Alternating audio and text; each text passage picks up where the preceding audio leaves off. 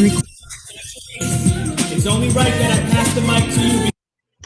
All right, sorry for that slight delay. I had to pause it a bit because some people could not find the link and others were dancing to the tune you just heard there. But we're going to kick off with our presentation looking at sweetened beverages in the African diaspora. On the screen in front of you is a list of other coming events from Black History Walks. We do events like this every single month of the year, either physically or nowadays online. And you can see some of the 15 events we have coming up on the screen in front of you.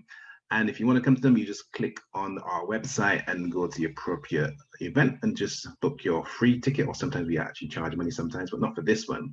This event is brought to you from Black History Walks, which organizes walks, talks, and films on Black history, and the UCL, University College London, Sarah Parker Remond Centre.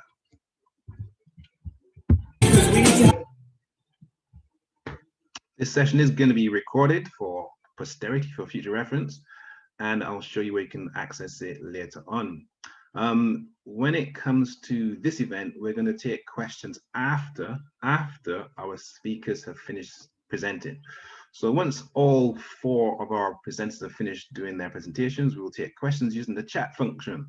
The chat function is at the bottom of your screen. It's circled in red on this particular screen, but you have your own setup on your phone or wherever you're using to watch this event. So the chat function is where we'll take questions after our speakers have finished speaking.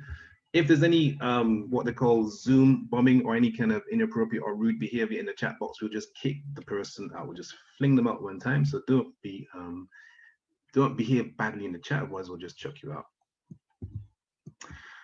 A bit about the Sarah Parker Remond Centre. So it's part of University College London in London, and in 2019 there are lots of student-led protests about the lack of diversity in the curriculum and also in the teaching staff at different universities across the country. So we had campaigns like Roads Must Fall, campaigns like Decolonize Curriculum, campaigns like Why is My Curriculum So White? And as a result of these numerous student-led campaigns for equality and diversity, the Sarah Parker Remond Centre was set up. And they do a lot of really interesting, innovative work. You can follow them on Twitter or Instagram or Facebook and find out more about them because they're doing some amazing work right now. In fact, you can read for yourself, but the UCL Sarah Parker Remond Centre for the Study of Racism and Racialization explores the impact of racism, scientific, metaphysical, and cultural. So that's what they do in a nutshell. But you can access their podcasts and their research on the website. You just Google Sarah Parker Remond Centre, and you can find out much, much more about them. The head of the Sarah Parker Remond Centre is a man called Professor Paul Gilroy, author of Ain't No Black in Union Jack and The Black Atlantic, a legendary character. These are some of the events we have coming up. These are all online, so you can access them from anywhere in the world. If I look at the first one, we had a number of Black Power groups in the UK. They're not that well known. And what we've done in this case, we've tracked down members of the Black Liberation Front. So they're active in the 70s, and they're involved in history education, self-defense, etc. And some young students between the ages of 18 and 25 tracked down these older people who are, I think, in their 50s and 60s now, and interviewed them about their activism back in the 70s and made a documentary about it. You can actually watch the documentary for free online right now. And what we're going to do on the 15th of June, which is next week, we're going to actually have the surviving members of the BLF come online and answer questions about their activism back in the 70s. And the young people who made the documentary will be asking the questions. So it'll be some intergenerational learning. It's a free event. You can access it right now, book your tickets, and that's one of the 15 events we have coming up. You also have the Soweto Uprising anniversary. So back in '76 in South Africa, the young people said, we don't want to be miseducated in our schools. They demonstrated on the 16th of June 1976, and for that they were shot. About 300 kids got shot, and that then led to a huge increase in support for the ANC and a huge increase of fighters who left South Africa to go to Mozambique and Zimbabwe and literally fight against the apartheid regime, which of course eventually ended the apartheid regime. So we're looking at the Soweto Uprising, 16th of June 1976, and something called the Move bombing, and also other US human rights abuses in the 20th century. And the last event you can see there, there's a guy called Nubian Jack. He's put up 60 plaques to Black historical heroes across the country. We're going to have him come and talk about that fantastic endeavor he's done. Black History Walks runs walks, talks, and films on Black history in London all year long for the last, 14 years now, since 2007. What you see, there's a collage of some of the events we've run over the last 14 years, a whole bunch of films, walks, talks, and films, etc. We got 12 different walks in North, East, South, and West London, and we take groups of people around for about roughly 2 hours, and we show them all the amazing African Caribbean history that's in the streets, in the architecture building, because it's all there if you know what to look for. We also have a river cruise, and I'll show you a clip of the river cruise in a minute, but basically we have a boat. The boat goes up in the River Thames, and we give you or show you the history on the Thames from the double-decker boat. And we also have characters on the boat from history who are actors in effect, and they'll tell you what they were doing when they were alive back in the 1800s. So we're looking at health and well-being today. And this is this is produced by the Lake Health and Wellbeing Foundation. It's about the topic at hand. So let's have a look at this. The dangers of sweet beverages in the Caribbean. It is time to shine a light on the dangers of sugary beverages. Sugar-sweetened beverages are the main source of sugar in our diets, and eating and drinking too much sugar has been linked to being overweight and obese. In St. Kitts and Nevis, 50% of adult females and 37% of males are overweight and obese. And 28% of children are either overweight or obese. A survey showed that 62% of students between the ages of 13 and 15 drank one or more carbonated sugar-sweetened beverage every day, exceeding their daily healthy limit. So, how much sugar should we consume? The World Health Organization and American Heart Association recommends that children aged 2 to 18 should consume less than 25 grams of sugar daily, and adults should consume less than 50 grams of sugar daily. It will surprise you how much sugar is in some of your favorite beverages. This chart shows that on average, one serving of a sugary beverage exceeds the daily maximum sugar intake for children, which is 25 grams, and is very close or sometimes over the limit for adults at 50 grams. The impact of sweet beverages on your health, your family, and community can be severe. So, it's time to rethink your drink. This message has been brought to you by the St. Kitts and Nevis Ministry of Health. So we're going to hear a lot more from the Lake Health and Wellbeing Foundation shortly. But it shows the kind of levels they're at. They're actually producing materials that you can use with a 2-year-old, 5-year-old, possibly maybe, in a school to educate them about the issues to do with drinking sweetened beverages. If you want to find that video, you can go to the Lake Health website, but also you can go to our website, which is just youtube.com/blackhistorywalks. And apart from having the Lake Health educational animated videos, that's where we store our recorded lectures with the Sarah Parker Remond Center. So there's about, I think there's about 8 of the SPRC lectures up there right now. The one in the top left-hand corner, British Slave Owners Tracking the Money and the Stories of Indian Slaves, that attracted 2,300 people to actually watch the event, engage with the event. But you can see it in its entirety on our YouTube channel. But we also have about another 200 videos about Black history in general. So you can check out the sweet video there. You can check out some of our previous SPRC videos there as well, and other stuff if you're interested in Black history. I should mention we have a book coming out shortly. So all of our expertise over the last, 20 years altogether now, has been put into this book called Black History Walks in London Volume 1. And basically we're looking at the streets of London from a Black perspective and we're incorporating housing, health, education, philosophy, risk, religion, etc., politics. It's all in this one book, and it's coming out shortly soon this year, sometime this year, shortly. Now, I'm just going to talk briefly about some of the issues that people in the African diaspora face when it comes to sweetened beverages.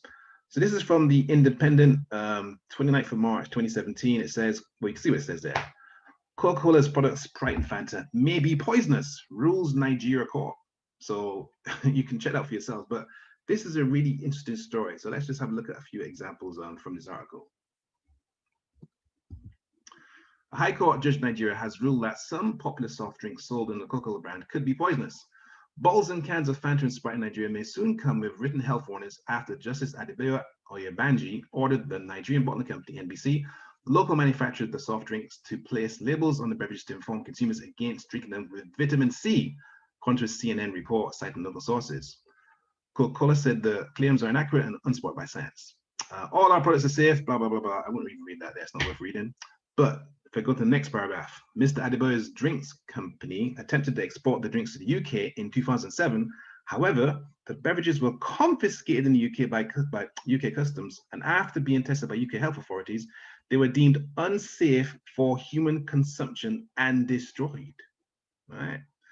And the final paragraph there says, the lawyers for the NBC argued that the products were not intended for export to UK, but they were intended to be drunk in Nigeria.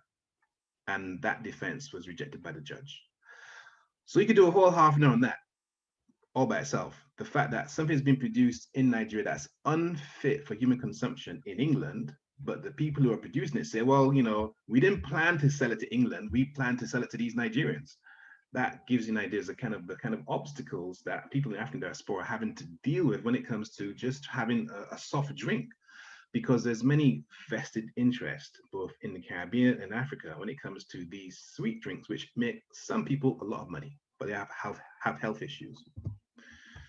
And as it says there, soft drinks manufactured by the Nigeria Bottling Company ought to be fit for human consumption, irrespective of color or creed, the judge said. Obviously, that's correct. So these are the sort of issues that people are having to fight right now in Africa, in the Caribbean. Now we're going to hear from the Lake Foundation, but I should explain a few things. We're going to have participants, our presenters are in the Caribbean right now. So thanks to the ones of modern technology, we're going to hear from people in Barbados, Jamaica, St. Kitts, and somewhere else, still forget where it is now. But anyway, let me just show you. This is St. Kitts over here, just in case you don't know where St. Kitts is, right? That's where St. Kitts is over there. If you can see my cursor, I'm pointing at St. Kitts right now. Jamaica is, there's Jamaica there. Barbados is over here. And actually the person in Barbados is from Trinidad, which is down here. And the person in St. Kitts is from Nigeria. So this is a bit of a Pan-African health conference, but I am now going to stop speaking, stop sharing. I'm going to hand over to Abby Abby Begho, the head and chair of the Lake Foundation. Over to you, Abby. Wonderful. Thank you very much, Tony, for the introduction. So I am just going to share my screen quickly. Great. So can you all see my slides? Yes. Yeah. Okay. Wonderful. Okay. Wonderful. Wonderful. Thank you very much, Tony, for the introduction. Really appreciate it. Great to hear of all the work that you're doing over there in the UK to support the Black community. So good morning, everyone. Good afternoon, good evening, wherever you are. Please feel free to drop a message in the chat to let us know where you're joining us from. It would be great to hear. So welcome to this webinar on the dangers of sweetened beverages. It's great to have you all with us today, and we look forward to having some very fruitful discussions on this very important topic, or at least it's a topic that we feel is very important.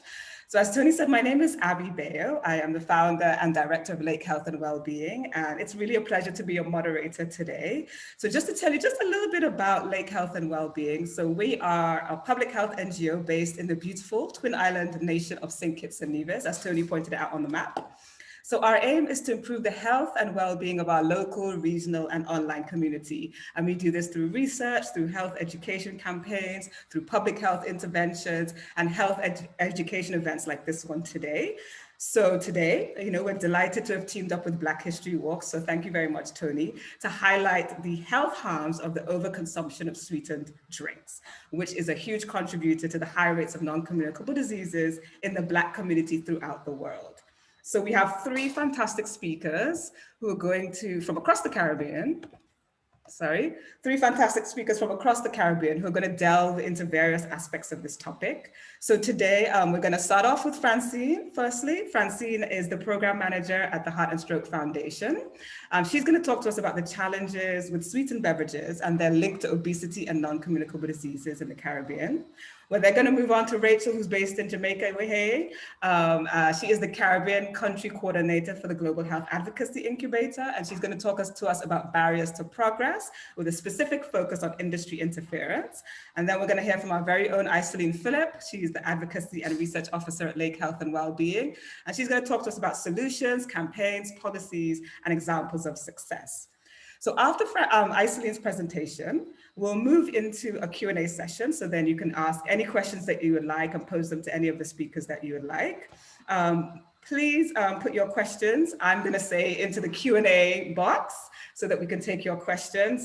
So it'll be easier to see. So if you put your questions into the Q&A box, and then as we go through the presentation, I will just collate them all and make sure we can get those questions to the right speakers after Isalean's presentation. But please put any comments, just follow us along, put any comments that you have into the chat facilities, and then we can engage you that way as well. So please, any comments into the chat, questions into the Q&A. So without further ado, I am going to introduce our first speaker. So our first speaker properly, I'm going to introduce. So our first speaker, I'm going to let Francine get ready. I'm going to stop sharing my screen. So our first speaker is Francine Charles. Francine is a communications specialist with 26 years of experience in the fields of journalism, broadcast, media, and communication strategy, with a strong leaning towards developmental project. She is a Trinidadian based in Barbados and is currently a consultant with the Heart and Stroke Foundation of Barbados in the capacity of program manager for its childhood obesity prevention campaign. Francine holds a first-class honors degree in mass communications from the University of the West Indies, Mona, Jamaica, and was also the first recipient of the Alpha Clark Memorial Scholarship that gained her a Reuters Fellowship at Oxford University in the UK. Congratulations, Francine. She and her husband are the founders of the Barbados Registered My Child and I charity, which is dedicated to effective parenting education across the region. So I'm going to hand over to Francine. So over to you, Francine. Thank you very much, Abby, and thank you to Black History Walks for this awesome opportunity to share beyond our shores in the region with those like-minded and who care about us in other parts of the world. I am opening the batting, as they say, looking pretty much at the link between sweetened beverages and obesity and NCDs, and why this has really become an issue for us in the Caribbean. And hoping, of course, that we will gain even further support from our brothers and sisters in the diaspora.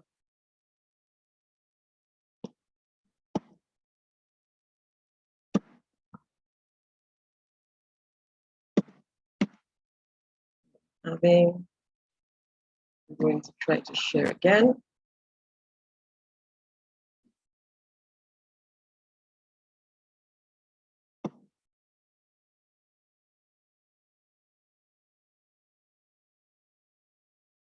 Right, so great. So before we start, let me just share a little bit about our organization, the Heart and Stroke Foundation of Barbados. We have been in existence since 1985, offering really and truly quality care and support for people who have gone through trauma in the areas of heart health. And of course, we have become significant promoters within Barbados for greater heart health. Our main areas are the cardiac disease prevention and rehabilitation program, which is really where we offer a wide range of support services, from physical exercise to counseling, to medical and nutritional support to persons who have gone through either heart surgery, heart attack, stroke, etc. And then the emergency cardiac care training program, which allows us to offer CPR services to people across the board, from individuals to employees within organizations, to ensure that we are covered, that there are people who can extend CPR in the case of emergencies. And then the youth gym, which is really a play on the word youth, which offers services. Now, this is referral services from medical practitioners to young people who have been identified at risk already for either the onset of NCDs or for obesity and overweight. And this is really a very special program for us because it really is run by volunteers who are all professionals in some area who are offering to the children, yes, physical exercise training, but they're also offering nutritional counseling. They're doing the parenting education and also psychological counseling to children. And since 2018, thanks to a partnership that we really appreciate with the Global Health Advocacy Incubator, the Heart and Stroke Foundation has been able to have an arm specifically dedicated to childhood obesity prevention advocacy. So that's who we are. Now, I thought for this group, why not share some pictures that we would all want to see? This is where we live. And of course, when you look at it, everyone talks about the Caribbean life, the sweet life, the good life.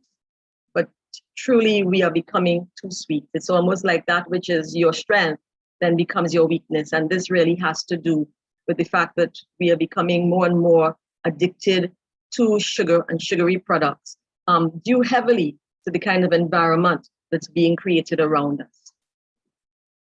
And so our reality is that the NCDs are killing us early. Non-communicable diseases, be it cardiovascular problems, be it diabetes, cancers, hypertension, it's become significant to the point where it is now the leading cause of death in the region. Our 2016 data suggested that 76.8% of deaths in the Caribbean is now due to NCDs, the primary cause being cardiovascular disease. Diabetes, we have become in some cases, known as the amputee capital of the world, and there are high rates of amputees in the Caribbean due significantly to diabetes, responsible for 13.8% of deaths in the region, with Belize, Barbados, and St. Kitts Nevis presenting with the highest rates.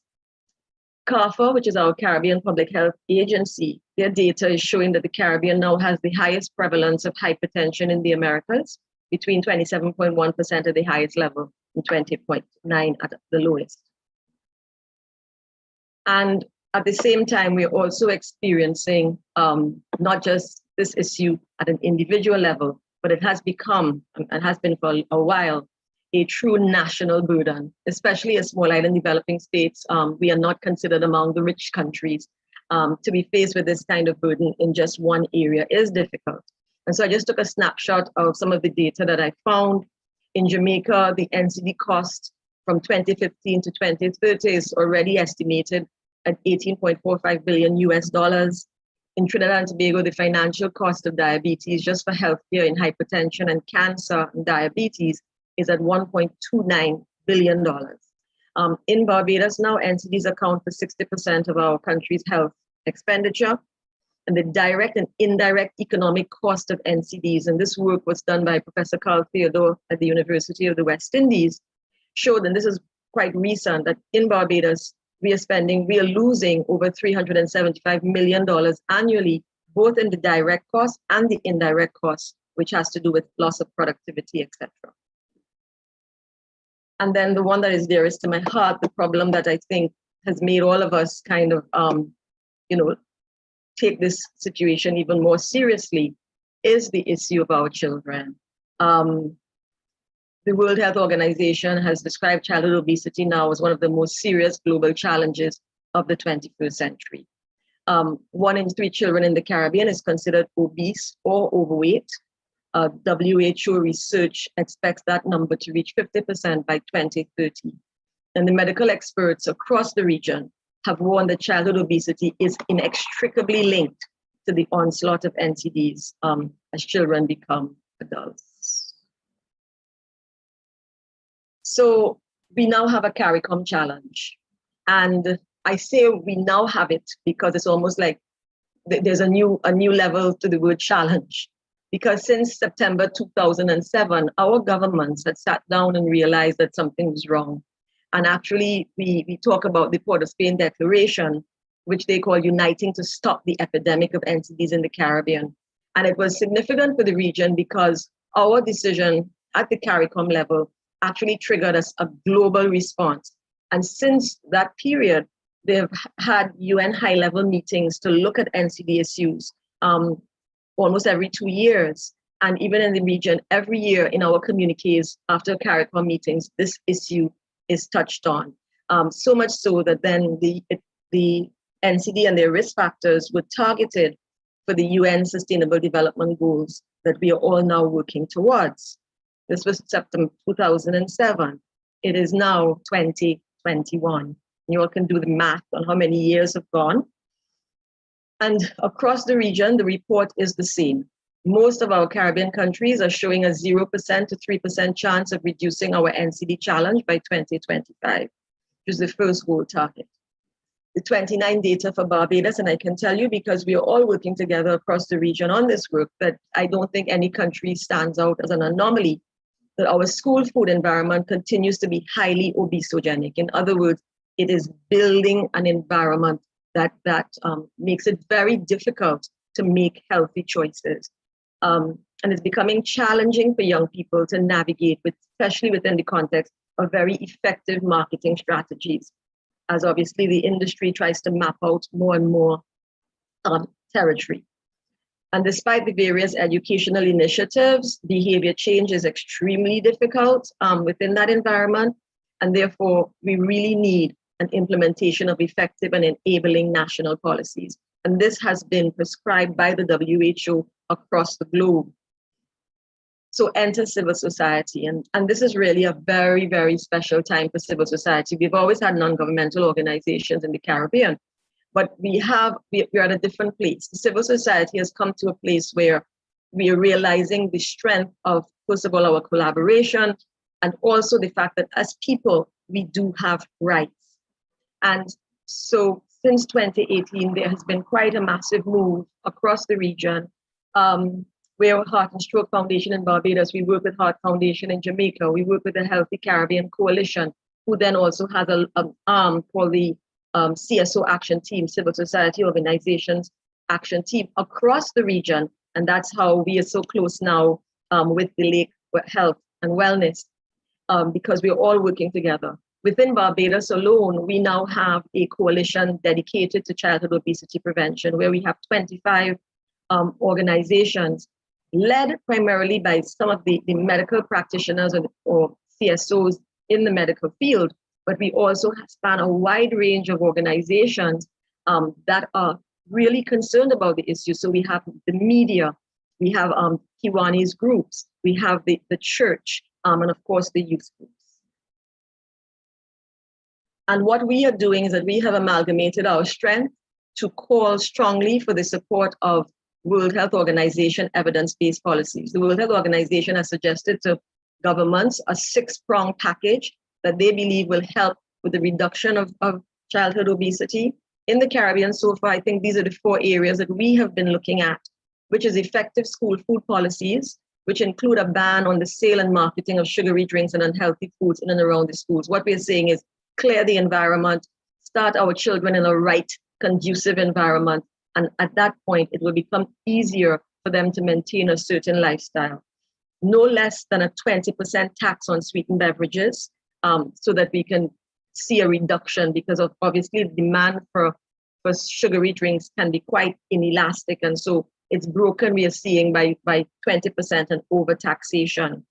And then mandatory front of package warning labels, particularly one that looks like an octagon. And I think Rachel will speak to that, or she has it in the back of her screen, where we are saying, and I think Tony alluded to this, but we are really saying we want now products coming into the Caribbean or being produced in the Caribbean to have these warning labels on them, telling us if this food is high in sugar, high in salt, so that we can decide what to buy much easier.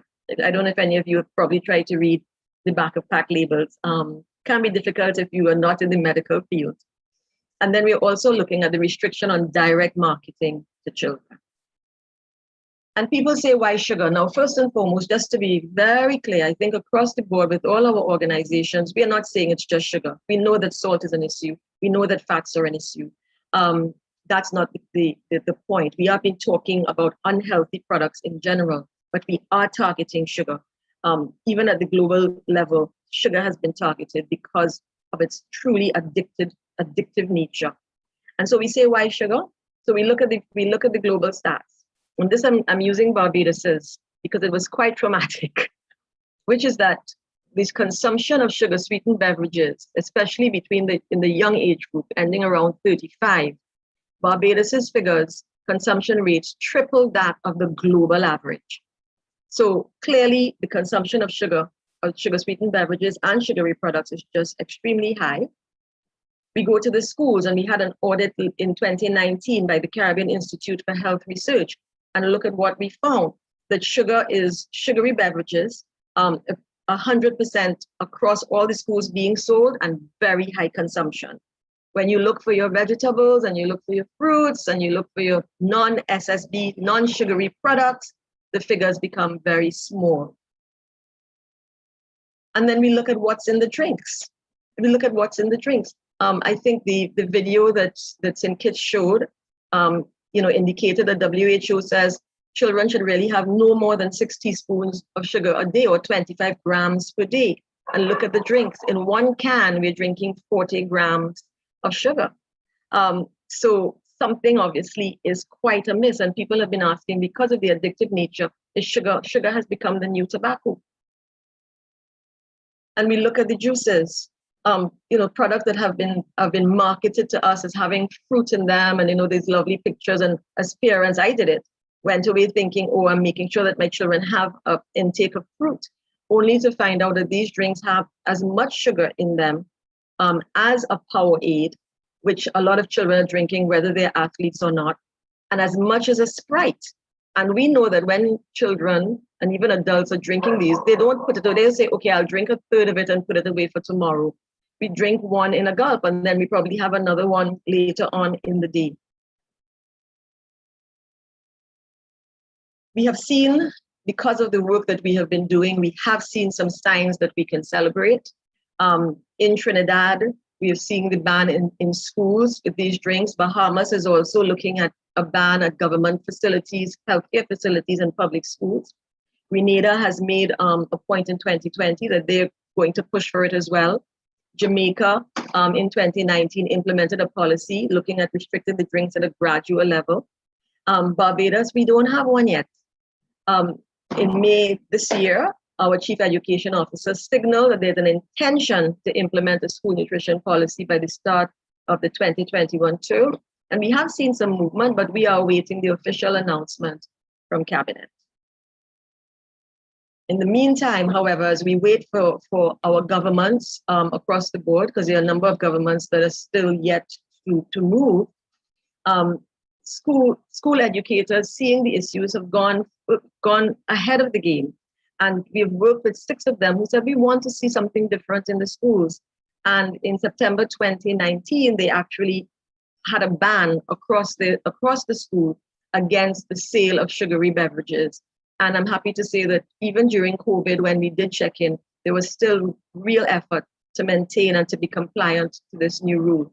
And what we found was that what the schools did, we supported them with education for the children and the parents and their teachers. And they also started coming up with innovative ideas as to how to maintain this ban and to encourage a healthier lifestyle among their children. The young people in the Caribbean are being heard at both the regional and local level. We are seeing youth advocates coming out, primarily university students and young professionals who are making their voices heard, especially via social media.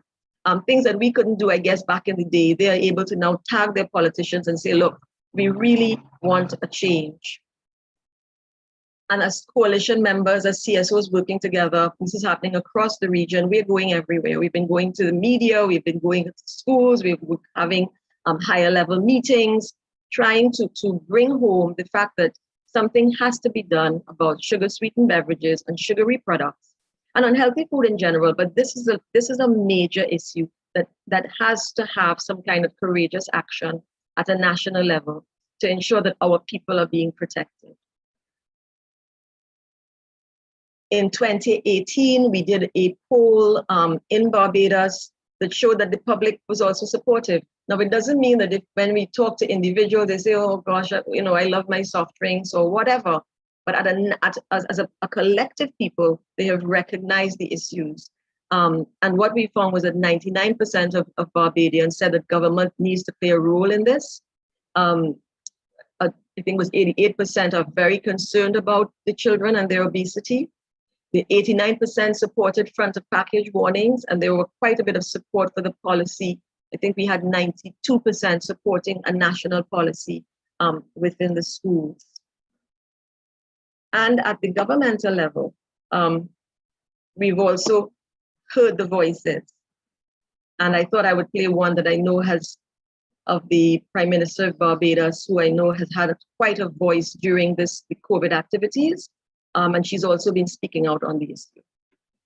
And I thank Dr. Tedros tonight for also joining and supporting a campaign by a young Barbadian that took root last year. And I did it last year, and I have to do it this year, even though the campaign got me expending more energy. And it is called No Sugar November. Because we all know that sometimes the sugar ain't good for us, and that you need to be able to reduce it. And therefore, why? Because at the end of the day, sugar can cause other problems, from obesity right back down to other ailments. And I thank Dr. Tedros. And so we are hearing the voices. We are seeing some momentum in some areas, and we are seeing greater understanding and acceptance by people in the region that we do have a problem. But what we now need to see action. It's a time for change in our region. And we look forward to further support, even from Black History Walks, but also from our brothers and sisters in the diaspora. We need to create a strong echo chamber because our children are in trouble and it's time to protect them. And our people, our national prosperity is definitely at risk. Thank you very much. Wonderful. Thank you so much, Francine, for that very informative presentation. It did stimulate a lot of discussion in the chat, and we have a few questions in the chat, which we'll put to you at the end in the Q&A. So right now, it is my great pleasure to welcome our second speaker. So this is Rachel Morrison. Rachel is the Jamaica and Barbados in-country coordinator for the Food Policy Program at the Global Health Advocacy Incubator. She supports grantees in implementing advocacy campaigns and identifies strategic opportunities for collaboration with global partners. Rachel is a health development specialist with experience working on health-related human rights issues. She has worked with government institutions, the UN agencies from across the world, non-governmental organizations, and private sector bodies. Her experience includes extensive work with grassroots organizations, community groups, and vulnerable populations. Rachel is a trained facilitator with expertise in legal reform, policy advocacy, and coalition building. And Rachel is going to talk to us about some of the barriers that we all encounter when we're trying to do this work to reduce SSB consumption, and she's going to focus on industry interference. So over to you, Rachel. Thank you very much, Abby, for having me, and also Black History Walks for organizing this talk and integrating Lake Health and Wellness and the rest of us from the Caribbean into this discussion. This is a very timely discussion based on where we currently are in terms of a lot of the advocacy work that we've been focusing on, as Francine has mentioned. So before we get started, first off, let me just share a bit about my organization, which would be the Global Health Advocacy Incubator. So the Global Health Advocacy Incubator is actually a program of tobacco-free kids, which is an NGO that for a number of years has been working in public health advocacy for policies, but most notably for tobacco policies. So the Global Health Advocacy Incubator, however, has branched out and is really focused on food policies, cardiovascular disease, and also a number of other policies that affect NCDs. There's a Data for Health program, there's a drowning prevention program, and also we do road safety work. And in the Caribbean, we have basically been established for about the last 4 or 5 years in terms of really working in the Caribbean quite strongly on the food policy program. And we have a number of grantees, as Francine mentioned, across the region. And it's been very nice to see the collaboration and the synergy between partners in the Caribbean. It's the sort of thing that, you know, we dream about at the CARICOM level oftentimes, and we don't really see that level of collaboration and coordination, but it's something that's happening in terms of the advocacy work to support a transformation in the food environment. So let's get started. Okay, so today I'm basically going to focus on industry interference and conflict of interest as they present a barrier to the progress in terms of sugary beverage policy development, right? I won't spend too much time on this slide because Francine, I think, did a very good job of giving you a nice little overview, but just to say that, you know, across the Caribbean, most of the products that are brought into the countries are imported, right? So 80% of the products brought in for consumption are imported products. And most of them are high in fat, sugar, and sodium, mainly ultra-processed foods. And the result of that has been an quadrupling of the obesity rates, and not to mention as well, tremendous increases in terms of childhood obesity, which is why the program in Barbados, in Jamaica, across the Caribbean, a lot of our partners are trying to focus on creating healthy food policies. So essentially, WHO and PAHO have recommended some key policies that have been proven to reduce the consumption of unhealthy foods and beverages. And it's scientifically proven, right? So it's not just people talking off their head and making up stories. It is scientifically proven that there is a link between unhealthy food and beverage consumption and NCDs, right? So as a result, there are 4 policies that we've been sort of focusing on. Francine mentioned school nutrition policies in detail. There's also been marketing restrictions, looking at marketing restrictions in terms of how unhealthy foods and beverages are marketed to children. So if you noticed on the first slide that I had, that was all about marketing to children. There's a lot of promotion of these unhealthy foods and beverages that you tend to see, especially when it's back to school time. You have all of these promotions where, you know, they're pairing pencil kits with sugary beverages. You know, it's like a package deal. And then also you have promotion of children, where children are literally the ones in the videos, in the photographs with the various beverages. So that cannot be that you're trying to promote that beverage amongst an adult. That's obviously direct marketing to children. And one of the alarming things that we're now seeing increasing is the use of children of celebrities to promote unhealthy products.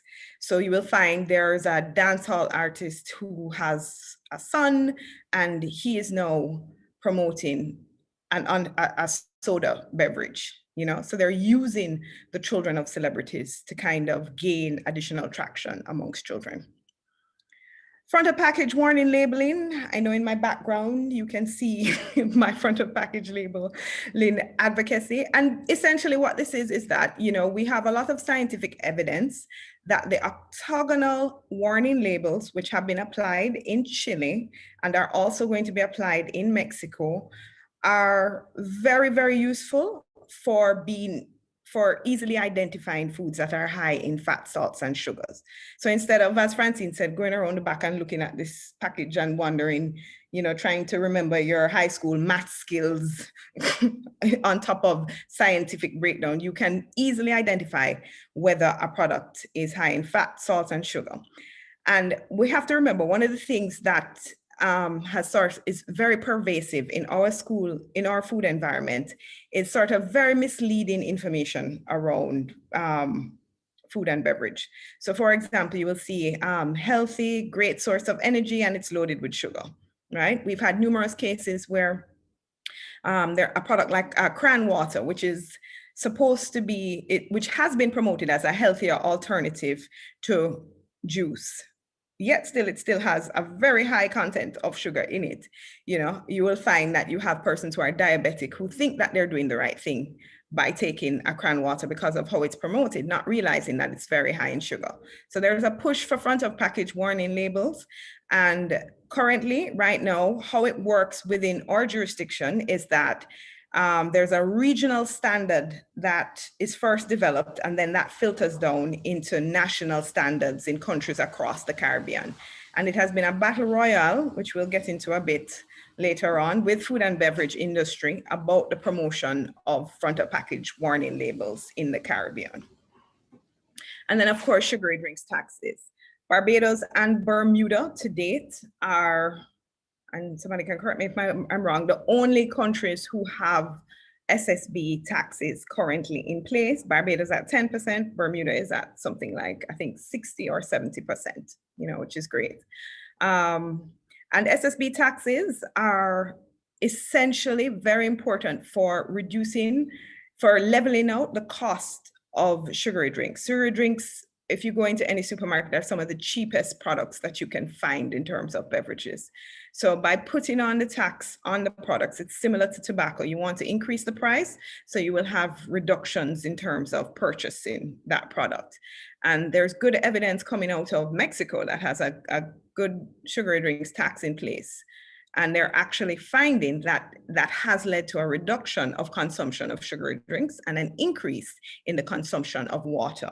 Similarly, in South Africa, they have what is known as a HPL, a health promotion levy, which targets sugary drinks. And as a result of that, they have found a similar trend where there's a reduction in the amount of consumption of sugary drinks and increase in water. And so what most countries who already have sugary drinks taxes are aiming for is lobbying to have them increased, right? So they can see the further benefits of that. Okay, so in terms of school nutrition policy, and I won't spend a lot of time on this, it's just, you know, especially since Francine touched on it, but essentially what we're trying to do is ensure that within the school environment, right, there's strong enough policies in place that ensure that children aren't being marketed to, and that they're healthy, there's access to healthy food and beverage.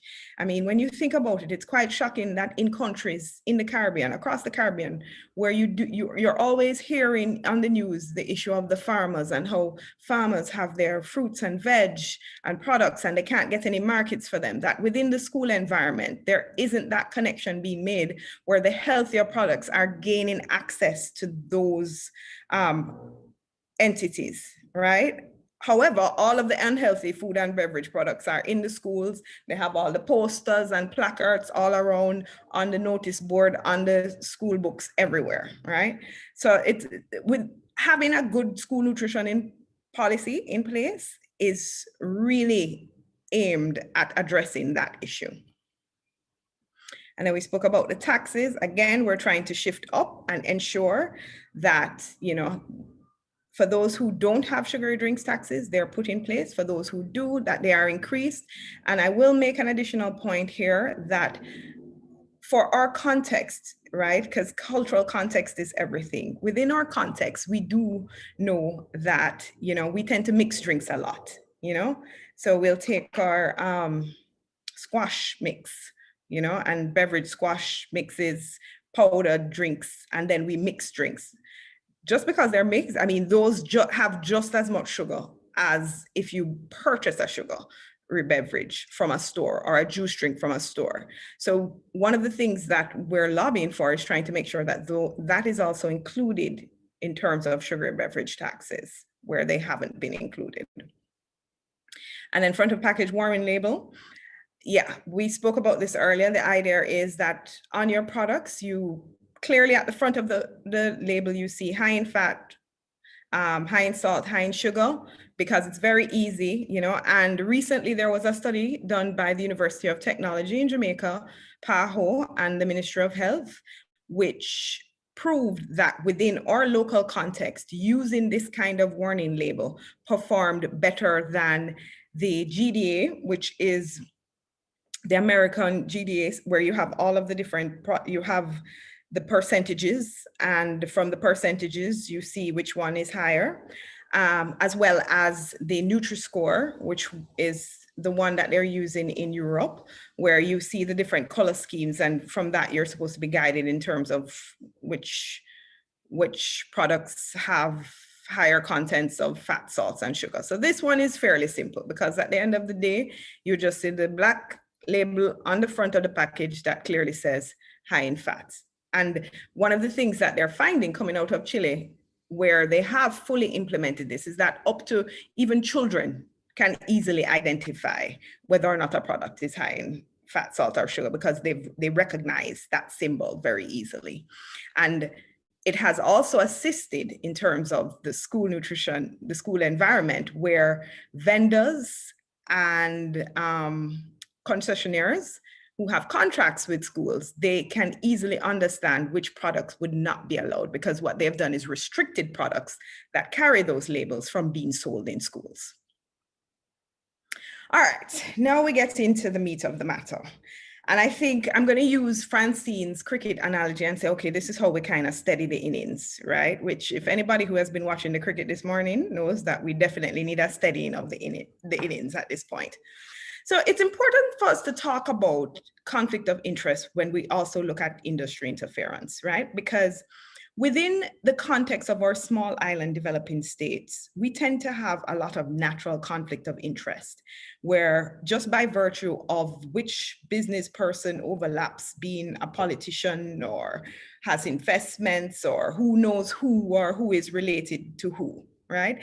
And the idea is that, you know, with a conflict of interest, there's a point of undue influence, right? Where you don't have this objectivity, because, you know, there's that potential for whatever you're working on to become unduly influenced. Now, in terms of what we are doing, we are strongly, aggressively pushing for healthy food policies.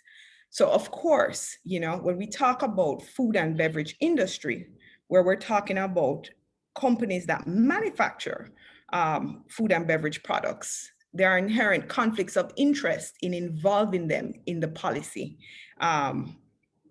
development process, right? So essentially, we're talking about the undue influence, right?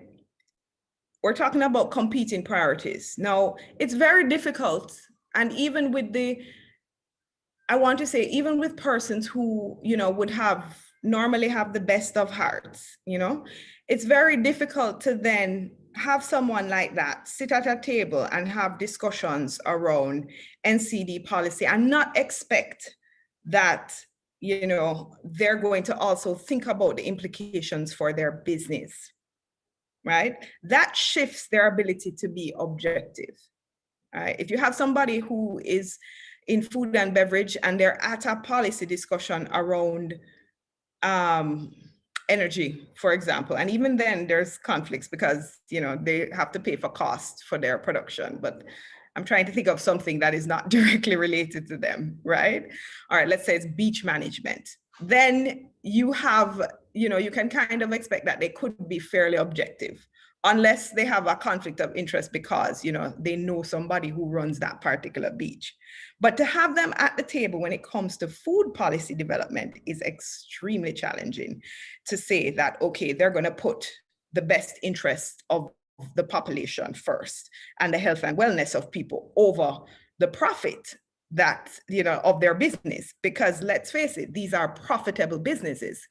If you get the chance, you can take a look at the profit margins for companies like Massey, Grace Kennedy, Seprod, and most of the stuff they manufacture are sugary beverages.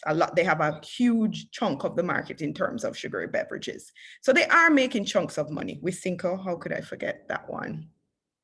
So it's a balancing act that is going on in terms of an inherent conflict here, because this is my bread and butter. This is how I make my living. And okay, what is in the best interest of public health, right? And normally public health loses out when food and beverage comes into play. So what we tend to see then is a high level of industry interference, right? So because they have this conflict of interest, then they begin to interfere in the policy development process, right? And normally it manifests itself in them pretending that their products are somehow healthier, portraying their healthy products as being essential and a must, right? One of the things that I love about the Lake Health and Wellness campaign is, the idea that you are sweet enough, because what we've seen happening is through marketing, through years of corporate social responsibility, through the ground that they've gained, they've managed to convince the majority of the population that somehow you can't go without drinking juice, which is not true. You do not need juice to survive, right? So I think it's very important how they've kind of positioned themselves and manipulated this idea of healthy, without going into too many names, you'll often find that a lot of the products that they produce, there's always lots of claims about this being super nutritious for children and, the healthiest and will make them grow big and strong, a source of vitamin C, and essentially the product is basically just sugar and has no nutritive value. Another way that they interfere is very directly, So over a number of years, we have developed, I would say, just through, our political engagement processes, the idea that, you must have multiple stakeholders at the table, right? And we are not in opposition to that. They have to be at the table because at the end of the day, food and beverage is very essential for us in terms of being able to live because they're the ones that are producing a lot of our food. However, when it comes to making certain key decisions, we need to manage just how much of an influence they have in this process. And so that has been one of the biggest challenges when it comes to dealing with industry interference. How do you manage their involvement in the policy development process? And so a lot of our partners who have been working in public health advocacy for a number of years and who have been pushing to try and get those 4 policies that we've been speaking about across, they've come up with this strong opposition from industry against these policies because naturally they have a conflict in terms of what they would like to see happen. And so just to kind of, because I know we have a diverse group, bring you up to date in terms of how our general policy development process works here. So normally you identify the policy as a priority and you determine which ministry or agency it fits within. And so they generally tend to be the lead agency guiding the process. So if we think about the regional process that occurred in terms of looking at front of package labeling, even though CrossQ is the regional body responsible for that process, there were a number of national mirror committees within the Ministry of Industry and Commerce, right? And within their sub-agency, the Bureau of Standards, different bureaus of standards, where the labeling policy was being discussed, So they formed a committee, pulled together stakeholder groups, industry, government bodies, health activists, research, NGOs and universities, right? Technical regulatory bodies, and had pulled them all around the table, right? So all of the affected stakeholders would be part of the process and the discussions and would be involved in constructing and designing the policy, right? Once the draft is usually prepared, normally it goes on to cabinet for approval. And then if cabinet looks at it and they decide, yeah, this is great, or no, it's not, and let's make some changes here and there, if they don't, then it goes on to implementation. Because this was a regional process in terms of front of package labeling, it's a slightly different process where once it's designed, once it's approved, then the national mirror committees would submit that back to the regional body. And then instead of it going to cabinet for approval, the proposal then goes to COTED, which is made up of different trade ministers from across the region. And then they approve at that level. And then there's a nationalization process locally. But I want to go back to steps 2, 3, and even 4 in the process, because these are the areas where generally you tend to find a lot of industry interference. So industry has a seat at the table, right? And so what you find is a lot of the scientific evidence that researchers would have provided to support their positions, industry goes and pays for somebody to come with their own version of research that says something different. One of the biggest challenges we're having when we try and talk about creating healthy food policies and, you know, reducing the amount and the availability of unhealthy foods is you have countering arguments from industry, which just say, well, no, you just need to exercise a little. You know, it's the exercise they're lacking. They just need to exercise, and it's personal management. You know, it's individual, it's the individual self-management. But how can it be individual self-management, especially when we talk about children, when you are constantly being bombarded with advertisements, you know, and you see pictures of your peers, other children eating all these what look like lovely things, and they're having a great time. And then you have no access to anything else. So you go in the supermarket and the fruit and veg aisle is literally 1 lane, but there are 3, 4 lanes of sugary beverages, you know? So that has been challenging. And then of course, in constructing the policies and designing it, they're always pushing for alternatives, you know? So in Jamaica, when they were looking at the limits in terms of the restrictions on how much sugar should be in particular beverages that are sold in schools, they of course were trying to push for a higher limit, right? So there was this big back and forth about, oh no, we can't make it like that, and no, it would be too much, and you know, big push. And then as soon as the government said, okay, no, we're sticking to our guns, we're doing this, within no time they reduced the sugar, right? And so that's and even between that step, when it comes to, you know, the approvals within the ministry, internally, with cabinet ministers, again, I remind you, we are small island developing states. So people, it's not that hard for people to know other people, you know? So you can imagine big manufacturer claiming, yes, well, you know, I contribute how much jobs and how much tax. And also, you know, I'm a big contributor to your political campaign. So my voice needs to be heard on this issue, you know, and then trying to go in the backdoor spaces, you know, because we know there's policy spaces up front, but within our context, there are backdoor policy spaces. So whether it be on the golf course or at the lodge meeting or at church or socializing at somebody's house, you know, you really, you know, there are so many opportunities for industry representatives to kind of push their perspective and points across, especially if they're not mitigated by the process, you know. And I would even throw it out to the group, you know, as a question to you all. Do you think that food and beverage industry should be involved in constructing a school nutrition policy? You know, that's something to think about as a group. You know, what would be your personal perspective as individuals? Do you really think that a food and beverage manufacturer can be involved in the process of developing a school nutrition policy without any conflicts of industry of interest coming to bear? And so I'm sharing this because this was particularly interesting. It was part of the push for front of package labeling. And from their perspective, and you know, maybe it's something that we haven't necessarily noted, but most of the foods available in supermarket are unhealthy.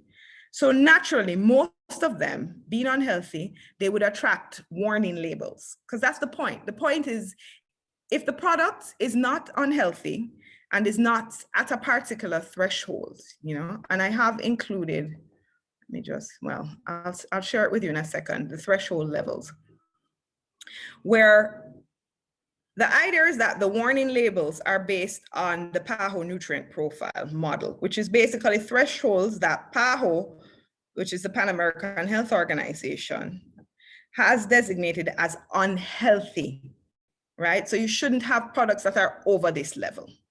And the truth of the matter is most of the products are over this level, which is why you're getting so much pushback from food and beverage industry about a policy like front of package labeling, because they know that what that would mean is that once applied, the consumer would walk down the aisles and see that, oh, this cereal that says, you know, full of natural grain and wellness is high in fat, high in sugar, contains preservatives, you know, because as it stands right now, there is no labeling law that prevents them from making these claims.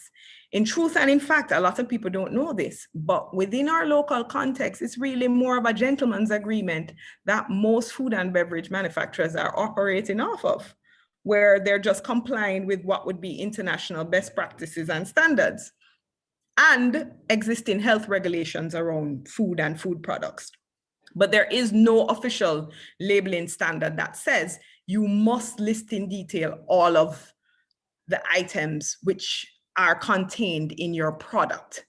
Now, I recall the article that Tony mentioned from Nigeria. I'm not saying that that is that because I don't have the details of that, but I do know that within the context of a lot of developing countries where there are those loopholes in terms of laws and regulations, then a lot of food and beverage manufacturers try and take advantage of that.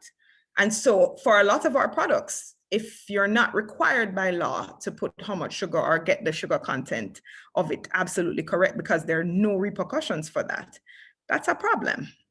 So of course, you know, the Jamaica Manufacturers Association would have a meeting that would say, your business is at risk. You must come, you must lobby, you must stay strong, you know, because most of the food that is being produced is unhealthy.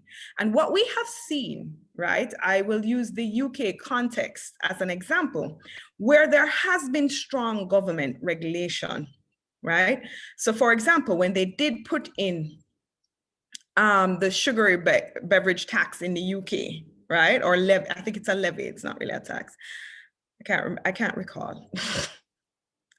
But once that did happen, that is when most manufacturers started reformulating their products, making healthier products so that the taxes would not apply to their products.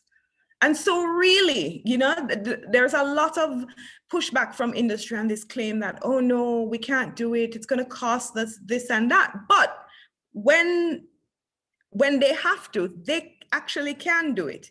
And so, which is why we are pushing so strongly for these policies, because we know that once they're in place, you know, they can comply. You know, it's not that they're not complying in other contexts. It's just somehow we, as one of my colleagues likes to say, you know, we aren't good enough. We're not worthy to have healthier foods and beverages within our context made available to us, you know. And so essentially, again, the use of different associations, groups, bodies that are well connected politically. That's one way in which industry interferes with policymaking. They also like to supply key stakeholders like schools, vendors with conflicting information. So for example, we noticed that in Jamaica, when we had the beverage restrictions, there were certain products that companies had that were below the thresholds, but others were not. And yet still you would see adverts in the newspaper, fully compliant with the ministry's regulations and the array of products that they had in the advert also would include things like sodas. Now, of course, that would be conflicting to other stakeholders. So if I'm a school vendor, and I see that ad when I'm going to buy my products, because remember now, at the back of the label, I am not a mathematician or a scientist. I can't do them calculations to figure out and double check to see, okay, yes, this is correct. This is the right threshold, right? So I just see the ad and I can just go, okay, well, I'm going to buy this and this because it was in the paper and we think they put up something that said, this is healthy. This is within the guidelines. Right? And them say must follow the guidelines. So let me take up those products. So that is also something that is commonly done. The corporate social responsibility and sponsorship, and we saw quite a bit of it during COVID in some very, very, and I could go on and give a list of examples, but I will give two which were really quite traumatic for us as health advocates. One was Kentucky Fried Chicken, which is restaurants of Jamaica locally here, supporting children who were on a social benefits program, right, with school meals. So, of course, I don't know if you're familiar with the Kentucky Fried Chicken menu, but there's nothing healthy on that menu. It's just fries, fried chicken, grease, extra grease, and more chicken, fried chicken, basically. So there's nothing healthy on that, but they stepped in when COVID hit and when there was this gap to try and support these vulnerable children with food and meals.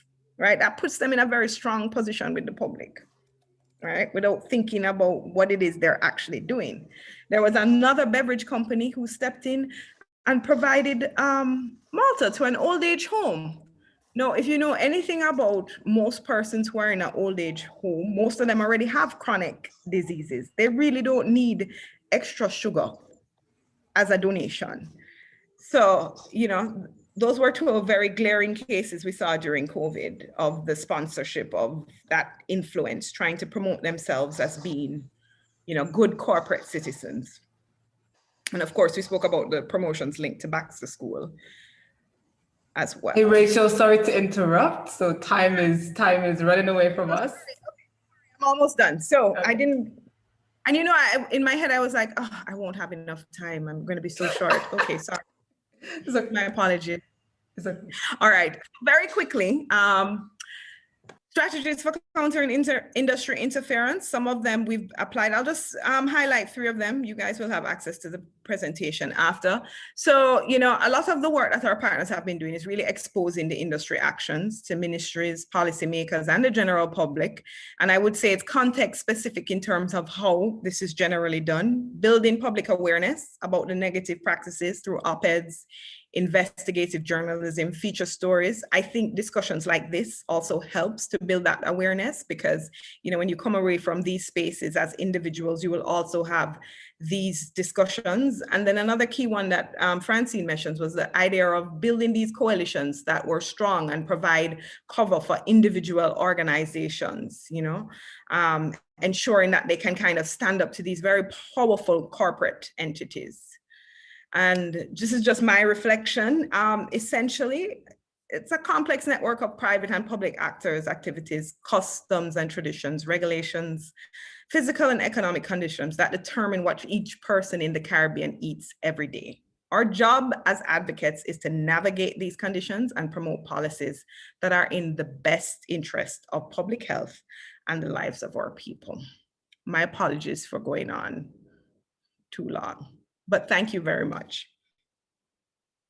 Wonderful. Thank you, Rachel. Sorry that I had to kind of nudge you there, but sorry about that. But thank you so much for your presentation and just giving us a little bit of insight into industry interference, which always creates a stumbling block when we're trying to do this kind of work. So we appreciate it. So we've got questions still in the chat and comments coming in. So we'll get to all of those. Don't worry, there'll be time. We'll get to all of those during the Q&A session. But it's now a pleasure for me to introduce the lovely Isalean.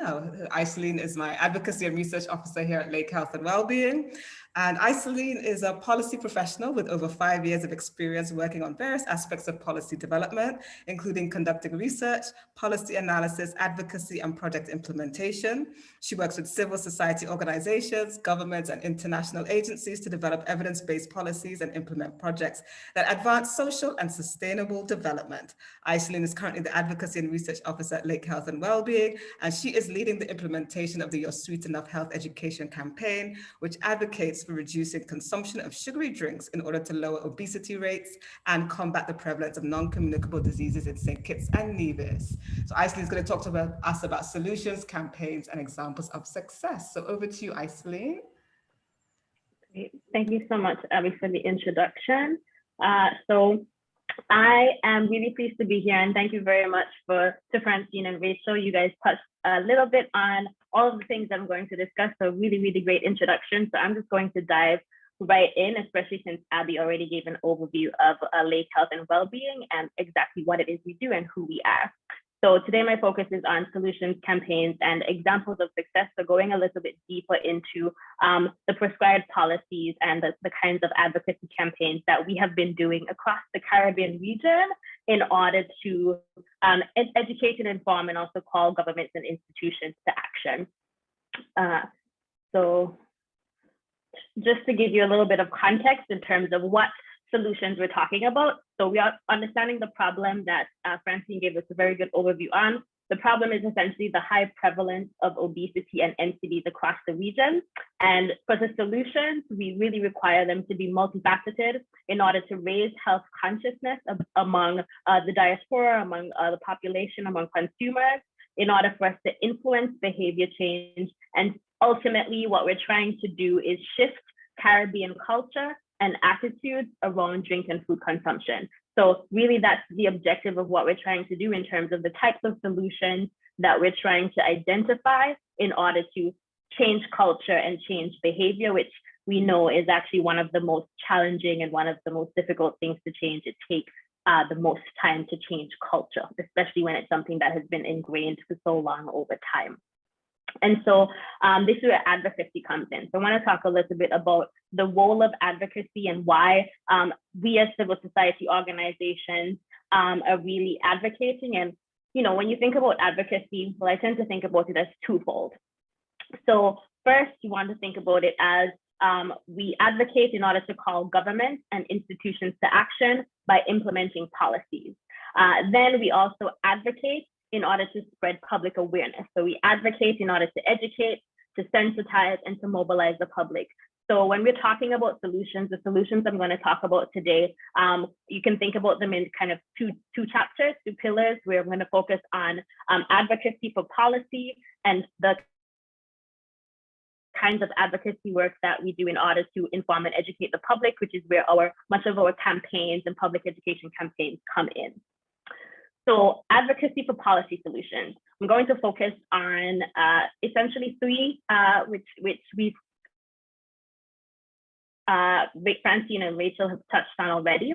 So what we are doing in the region, we're recommending front of package warning labels, bans on the sale and marketing of beverages in schools, and also taxation as the major policies that we're really trying for governments and institutions to implement in order for us to shift trends when it comes to obesity and non-communicable diseases. So first policy solution, we're talking about front of package warning labels, which both Francine and Rachel mentioned. So essentially, front of pack warning labels allow consumers quickly, easily, and correctly identify packaged foods that are high in critical nutrients of concern, sodium, fat. Now, nutrition labeling systems vary. We have a number of nutrition labeling systems. We have those that are essentially, they do a little check mark to say this is healthy. We have the nutrient grids, and we have like a traffic light system. So these are different types of labeling systems that have been implemented that are used. And it may be familiar to some people where you see these things on your products. However, for us here in the Caribbean, particularly PAHO recommends the octagonal high-in warning label, which is the one that we advocate for most strongly here in the region, particularly because it is found to be the most effective at deterring consumers from purchasing unhealthy products that are high in certain nutrients. There's a study done most recently in Jamaica that was done by the Ministry of Health and Wellness in collaboration with the University of Technology, Jamaica, and with PAHO that actually shows that the octagonal warning labels, that's the ones that you see displayed right now. So these labels actually perform better than all the other food labeling schemes in providing and improving the capacity of consumers to make healthier food choices. And so ultimately, octagonal warning labels, they are easy for consumers to recognize which products are high in these nutrients, which is all we want them to do. So regardless of your level of education, children, those who have, you don't need a university degree in order to know, well, if you go into the store and you see this sugary beverage or you see this box of cereal, that it's high in this particular nutrient, and that nutrient is bad for your health. And so therefore, I'm now empowered with the information I need in order to make a healthier food choice. And so ultimately, that is the outcome that we want to see, which is why the octagonal high and warning label is the package front of pack labeling standard that we're really advocating for as a region. And so the advocacy around this has really been ongoing. We've really come together as a region since CARICOM member states have recently been discussing, debating, and voting on standardizing front of pack labeling as the labeling standard for the region, so that any products that come in, any products that are sold and traded across the region should have and include some kind of warning label like this, so that consumers know what is in their food, so that they have the information that they need in order to make healthier food choices. And so one of the things that we can say in terms of the advocacy around this, it has been really strong in terms of our alliance. And so an example of that, I just have a short video to share with folks. This video is part of, came out of St. Lucia as part of the advocacy campaign that we've been doing as a region around front of pack labeling to help to try to call our governments to action for CARICOM member states to do something.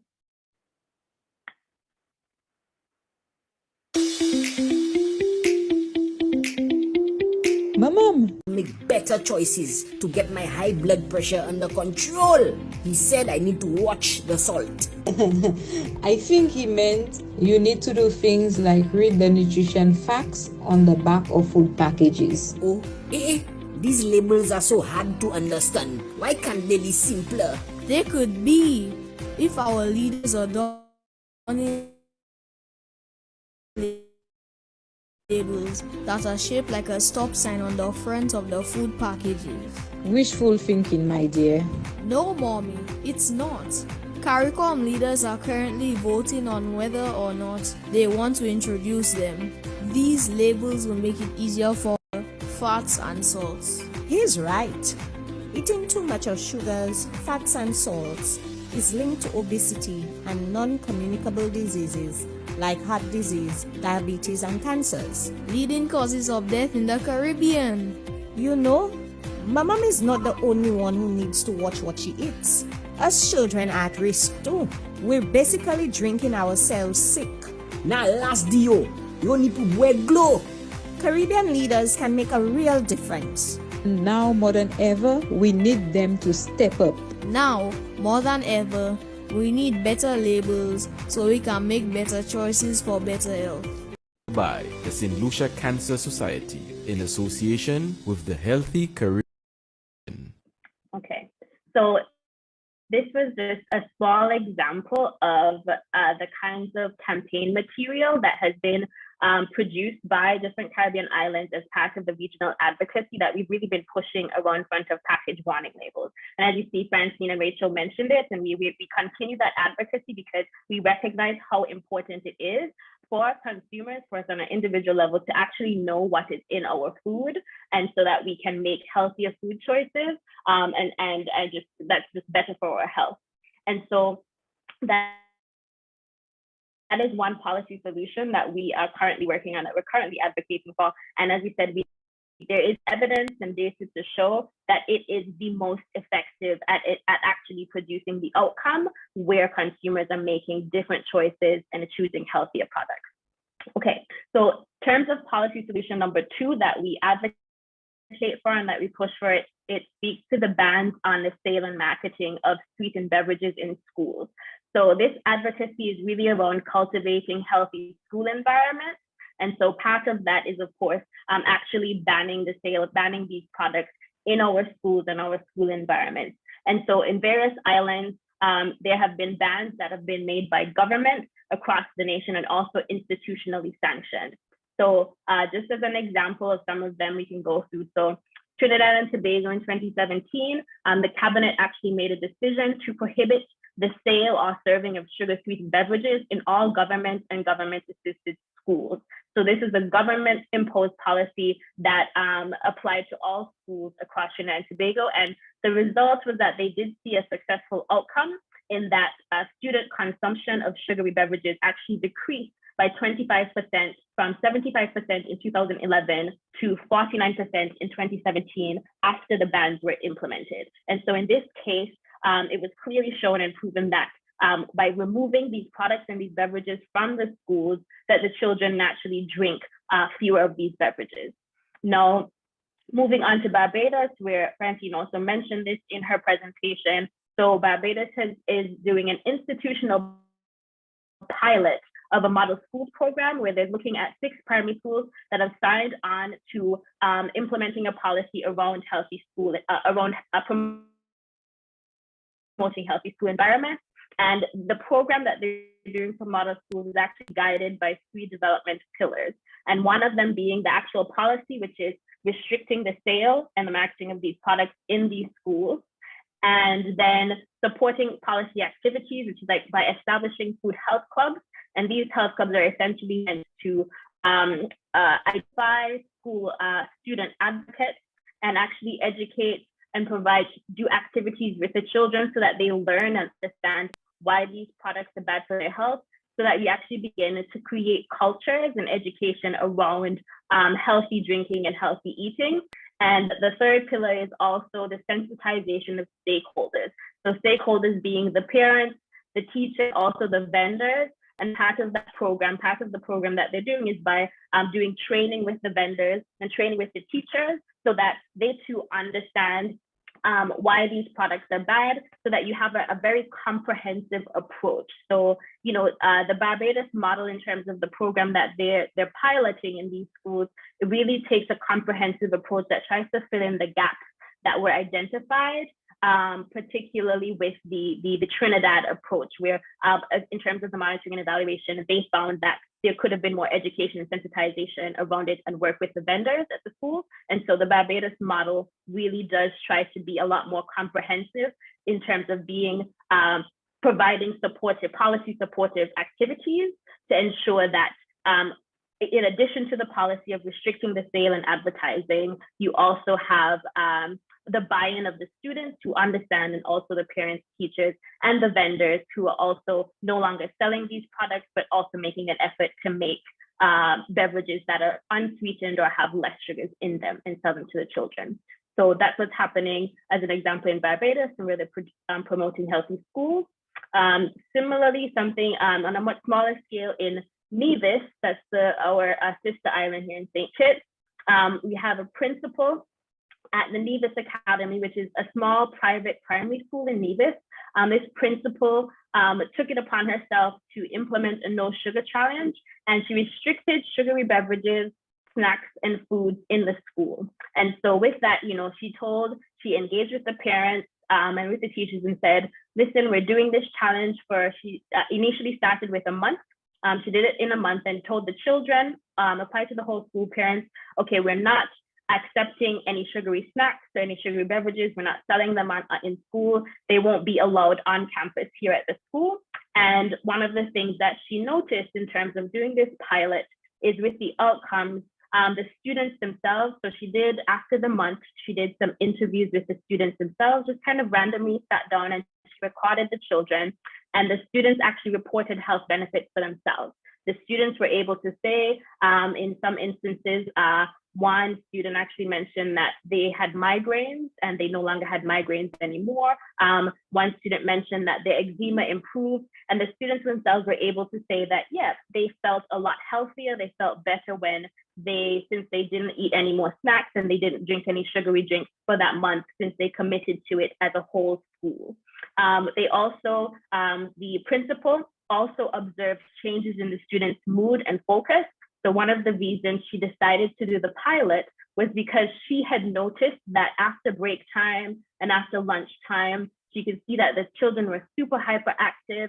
She could tell that their moods were quite inconsistent, and their focus was sometimes shifted. And so she also was able to observe that after the no sugar challenge, after the month where she removed the sugary beverages and foods from schools, there were changes in the students' mood, in their behavior, and in their focus. One thing she also reports is the spin-off benefit to removing these products from our schools and removing sugar is that there were benefits in terms of the environment.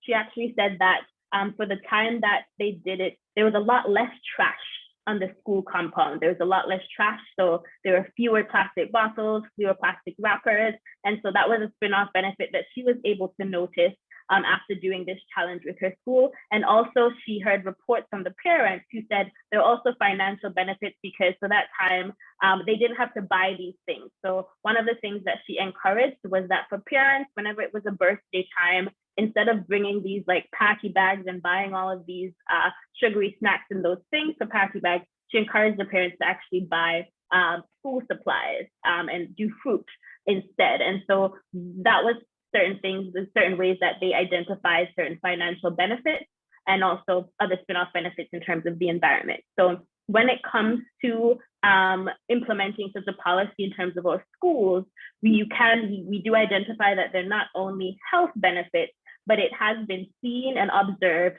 that there are also spin-off benefits to ensuring that our children are educated, that they notice it for themselves, but also the environment benefits, and it's also better economically and financially.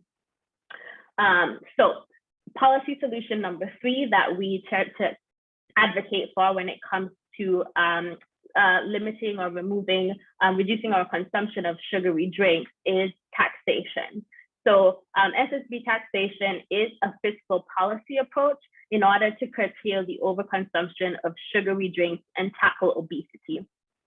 So sugar-sweetened taxes, beverage taxes have actually been implemented in over 50 countries worldwide, and particularly including Barbados, Bermuda, and Dominica. So Dominica is also a Caribbean island that has implemented some sort of sugar-sweetened beverage tax. Now, there are different approaches to implementing a tax. So you can apply a sugary beverage tax directly on per unit beverages, or you can, some jurisdictions apply it as a percentage of the total amount of sugar in a beverage. So that's a lot of technical details, but essentially it is a fiscal policy approach that has been found to be quite effective, that different countries across the world have used and have implemented in some way or another. So this is just a map that shows countries with some sort of sugary beverage tax worldwide. And like I said, the different countries have applied the tax in a different way. So taxes tend to range from 10% all the way up to 75, 80%. So it depends on the place, it depends on the jurisdiction, and how it has been applied. So this is just a nice little snapshot so that we see that it's not just an anomaly. There are places and regions that have identified and have recognized just how dangerous these sugary drinks are in terms of the health of a nation and the threat that it has to productivity, and so have gone the mile and actually implemented a fiscal policy that helps to curtail the consumption of these sugary drinks. So benefits that we've been able to identify, like I said, you see a number of places have been able to implement this tax, and benefits seen is that it's actually found to reduce sugary beverage purchases. So the taxation actually does reduce purchases since it makes these products more expensive than other products, so like water. So it is proven to reduce purchases. It also reduces the public consumption of sugar because depending on the product, there's a tax on some products that are higher in sugar, so that it effectively reduces the public consumption of sugar. And that ultimately leads to reducing the negative health outcomes associated with the consumption of sugar and these sugary products.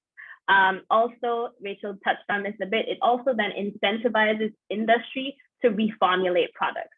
So then that means because of the tax and because of the tax burden that is felt by the industry, by manufacturers, it then forces them to innovate, it forces them to reformulate products that have less sugar in them, or to produce alternatives or options that are sugar-free. And we see that as a case, that's exactly what Coke Zero is, because you had Coke and they created Coke Zero, which is supposed to be an unsweetened option of Coca-Cola. Similarly, another benefit of SSB taxation is that it actually generates revenue for government, which can be earmarked for public health interventions. So even for governments, one of the reasons that SSB taxation is quite attractive and appealing is the fact that it's taxed, so it generates revenue for government. However, there's always a debate on whether the actual revenue generated does in fact go to public health interventions. However, that is typically the intention, or that is typically what is being advocated for when it comes to advocacy around implementing SSB taxation, especially in our Caribbean region, because we are small island developing states. And because we know the burden of NCDs is so heavy, we would want any tax revenue to be put back into public health so that we can do more in terms of applying other policy tools and other interventions. Because like I mentioned initially at the start, the approach to these solutions needs to be multifaceted. And so when you are able to collect revenue from something like taxation, then we're able to put it and generate it into things like public education campaigns, or putting it into promoting healthy school environments. And so that is usually the advocacy and what we're trying to advocate for in terms of being able to implement SSB taxation. And we've actually found that even for the public, in terms of the public's response, one of the things we did here in St. Kitts and Nevis is a public opinion survey, where we did ask how people would feel about an SSB tax, and people would be more inclined to accepting an SSB tax if the funds generated by that tax actually did go into some kind of public health intervention in order to combat NCDs. And so that is definitely part of the advocacy that we're doing when we're recommending this policy solution. This is just to highlight. So it is ongoing. Our advocacy for SSB taxation is ongoing, like I mentioned. And because it has been, we see SSB taxation implemented in so many places. So we know most recently Chile, Mexico, and particularly our Latin American partners have implemented a tax. So there are a number of publications and evaluation reports that are forthcoming. And the trends really show that SSB taxation is an immediately effective evidence-based policy solution. And this is an example of some publications that people can refer to. I refer to these very regularly in terms of a collation of research that has been done. So the first one is produced by Begho, and it really talks about the technicalities of SSB taxation, particularly for governments that may be considering it, in terms of how you might want to implement it, what the best approach to implementing it may be, and which may be most effective. And then the second one is a document that was produced by the World Bank Group, and it actually is a collation of the evidence in terms of evaluation and monitoring of all the different countries across the world that have actually implemented taxes on sugar-sweetened beverages, and the results that have been recorded as a result of that. And like I mentioned, the trends have shown that it is an effective policy tool that leads to the reduction of purchases that ultimately then leads to the reduction of consumption of sugary drinks. So this is certainly something that we're advocating for on a national level, especially here in St. Kitts and Nevis. That is something that we have recommended, and that we know different governments, not just in St. Kitts, but also in other islands, that governments have mentioned that it's something that they have been considering. So that's positive to hear and to see. So in terms of the second prong, when it comes to advocacy, so like I mentioned, there's advocacy for policy solutions, and there's also advocacy for public awareness. And with that, we're talking about public health campaigns. So public health campaigns, particularly for reducing sweetened beverage consumption, really looks to use various multimedia platforms that seek to educate, sensitize, and mobilize the public.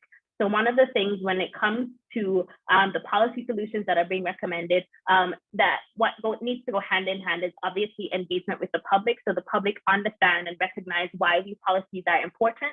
So there's less pushback when it comes to institutions and government implementing these things. So part of the work that we do is also definitely advocacy for public awareness, and ultimately the goal is to educate, to sensitize, and to mobilize the public, so that they feel the need and also join us in the advocacy and in the call for governments and for institutions to actually implement policies and particularly the policies that we are advocating for at a regional level. And so that brings me to an example of one of the campaigns that we currently have ongoing here in St. Kitts and Nevis, which is led by us at Lake Health and Wellbeing. So You're Sweet Enough is actually, it is a public health education campaign that is designed ultimately to inform and educate the public about the dangers and the negative health effects of consuming sugary drinks. And part of that is we are trying to mobilize the public to drink water as the healthy alternative to sugary drinks. So we definitely have been, we started this campaign, it was launched in March this year. It is a 9-month-long campaign, and we are doing it in collaboration with the Ministry of Health here in St. Kitts and Nevis. They've endorsed it, and part of the campaign messages that we're doing, we're really trying to convey the messages using a mixture of health data, facts and stats that appeal to your emotion so that people recognize, you typically get the wow factor when people recognize just how much sugar is in the beverages, but we're also trying to use humor as well in order to connect with the public. So we're really trying to use various multimedia platforms online and also through public engagement on the media and different ways like that. And so we have quite a bit of content. And so one of the things we do have is an animation. So we try to use animations. This is one of our more humorous animations I'm going to share with you that try to highlight and spread the campaign messages. So I'll play this for you here today.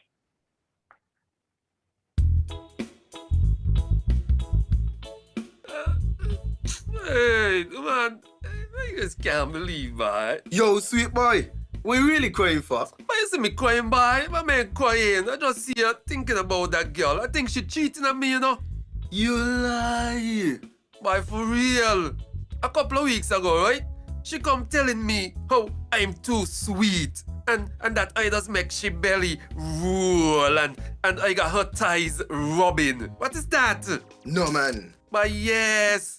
Look, she tell me, right, that we need some time apart. To be honest, I wasn't too concerned about that because you know how the girls and them, they're addicted to me sweetness. But then I see she the other day and the girl looking so good, looking so fresh and so lean. Boy, you sure she addicted to you? But yes. But wait.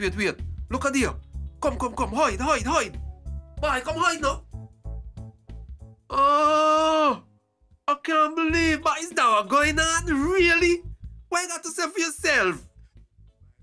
Drink some water, share some love. Tell your body you're sweet enough. Drink some water, share some love. Tell somebody you're sweet enough. Drink some water, share some love. Tell your body you're sweet enough. Drink some water, share some love. Tell somebody. Okay, so I hope you all enjoyed that.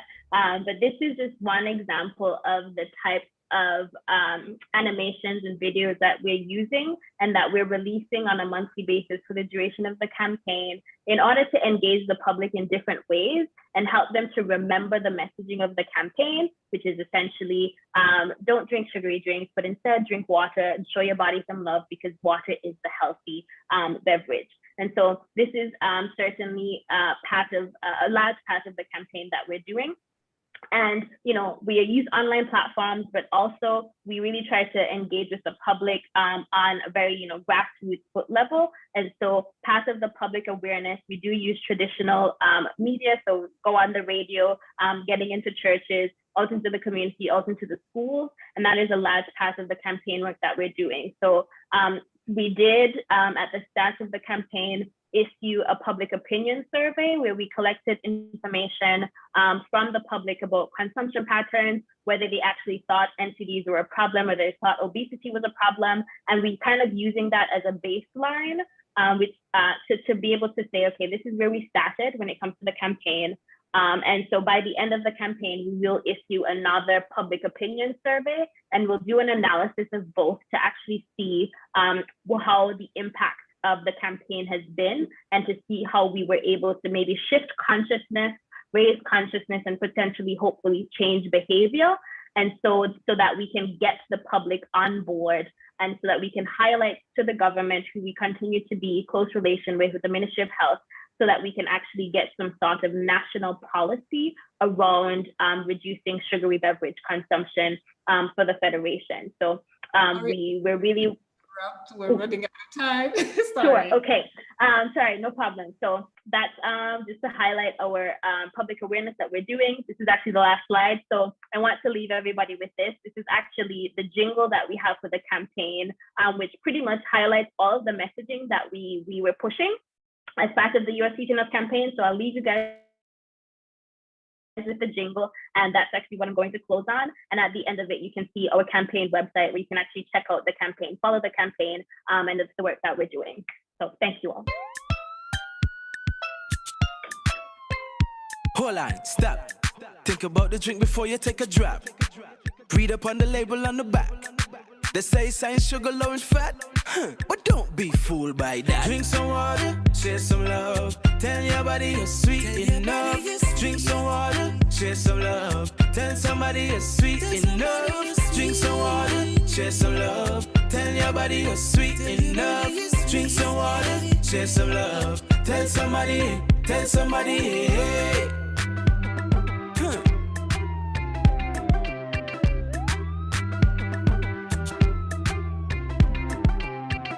Thank you all.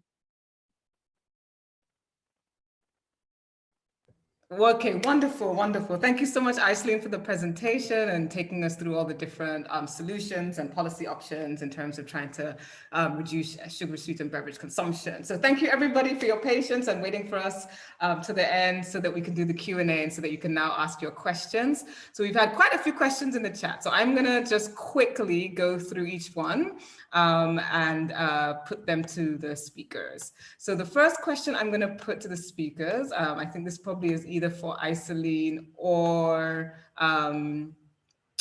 Francine, which is about the sugar-sweetened beverage tax. So the question was, the question was around, so if where government seeks to tax sweetened beverages, I think Isalean's kind of answered this already, do they ring fence the raised money, or does the money just go missing? So what happens to the funds that's raised from the sugar-sweetened beverage tax? Sure, so I can jump in. So it's difficult to say definitively what actually happens to the money, but we do know that we do advocate, there's advocacy around actually asking government to earmark that, to as you say, ring fence or earmark the fund, the revenue that is generated, put it into public health interventions.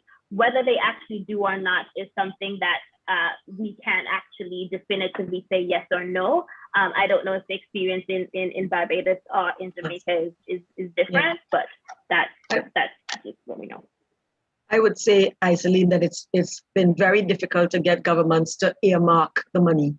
Generally, it has gone. I know Barbados for sure, and I think it is general. And even now that we are looking at pushing for an increase in tax, the advice we are getting from even tax advocates as well, is it's going to be very difficult to get governments, especially in our post-COVID, especially in our small island developing states, to get them to put that money outside of a consolidated fund into something for us. But we are pushing for it because there are also some significant needs in both the health care and the education systems. So that's the push.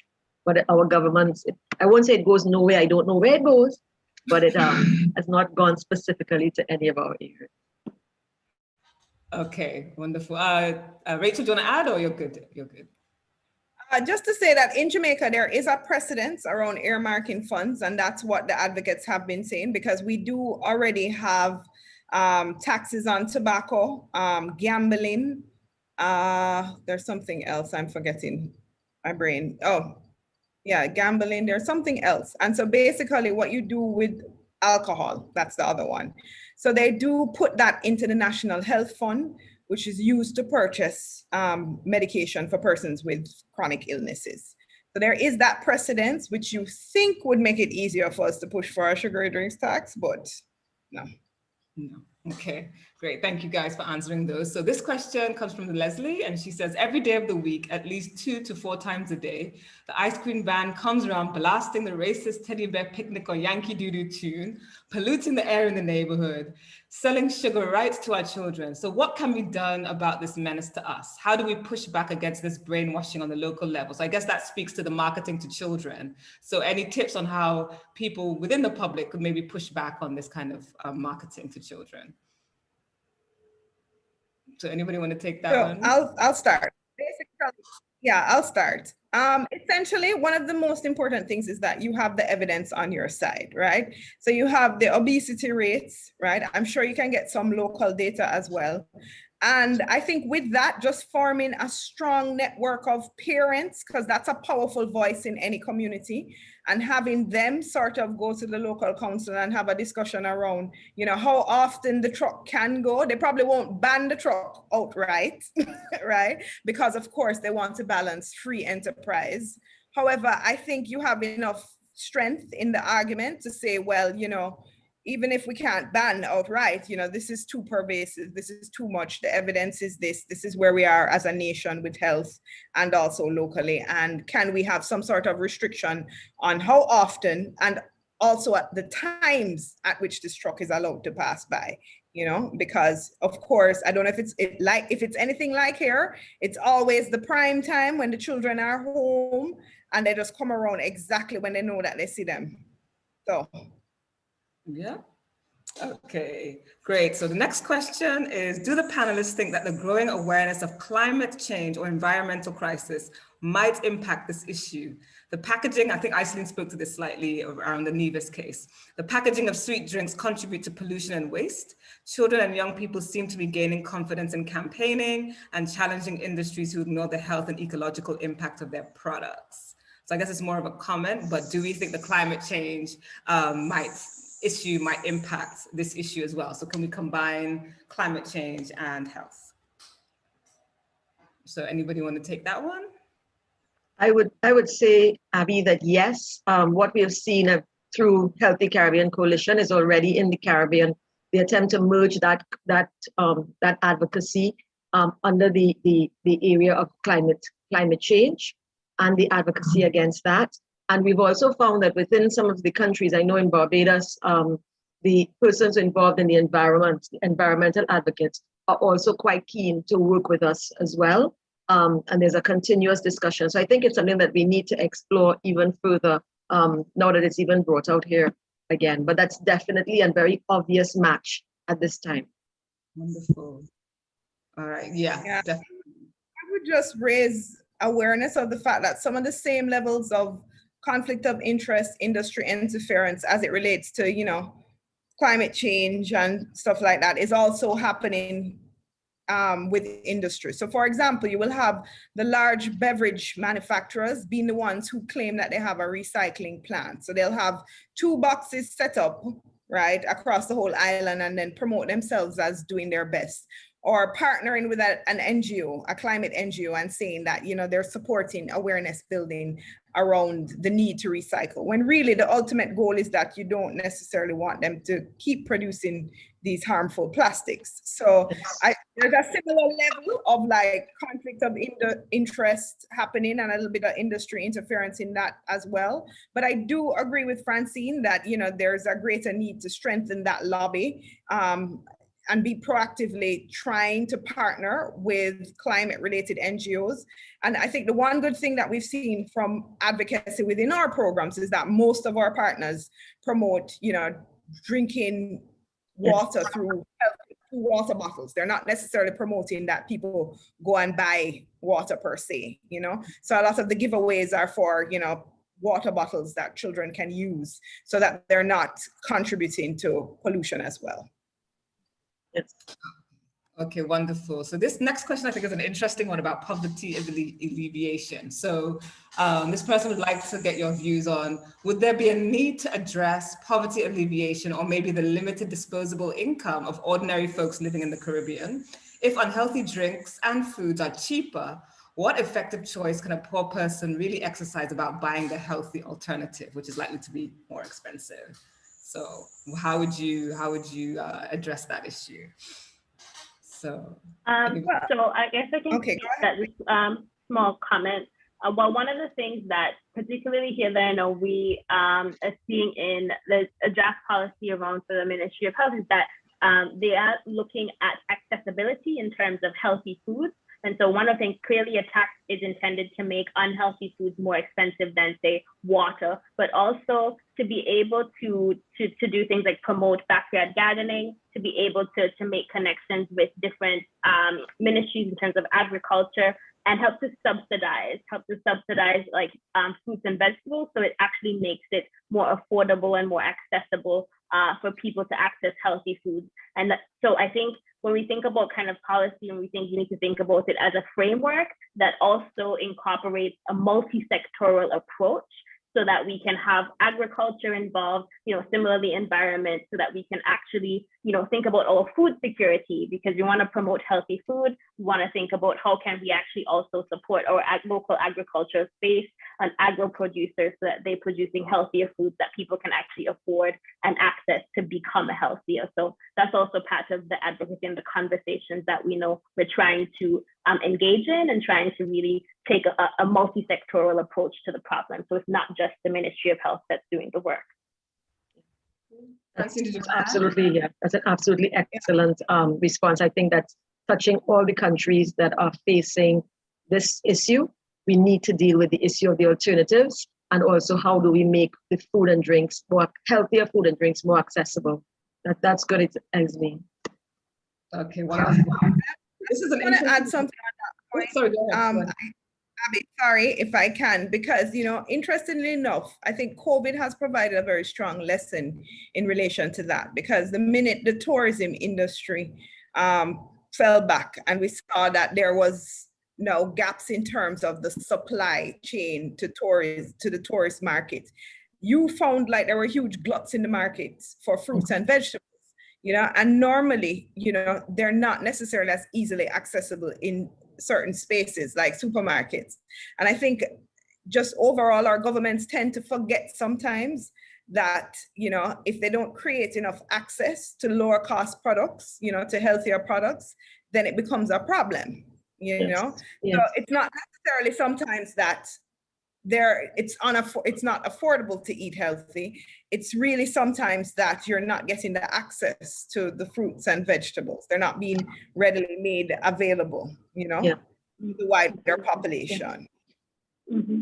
And Abby, there's just another point I think that's very important to make, because we say this argument very easily, and it comes from the politicians that, it's just easier to eat unhealthy, and that, persons who can't afford need to get their access to these drinks. Really and truly, if you really think about it, it's such an unfair comment, because persons who can't afford also can't afford the health care. They can't afford the lack of productivity of not working for their families that comes along with an unhealthy lifestyle. And so it's almost like we can't just, in a way, put to them that this is for you. In other words, this is what you can access. We actually need to make the change in a very significant way.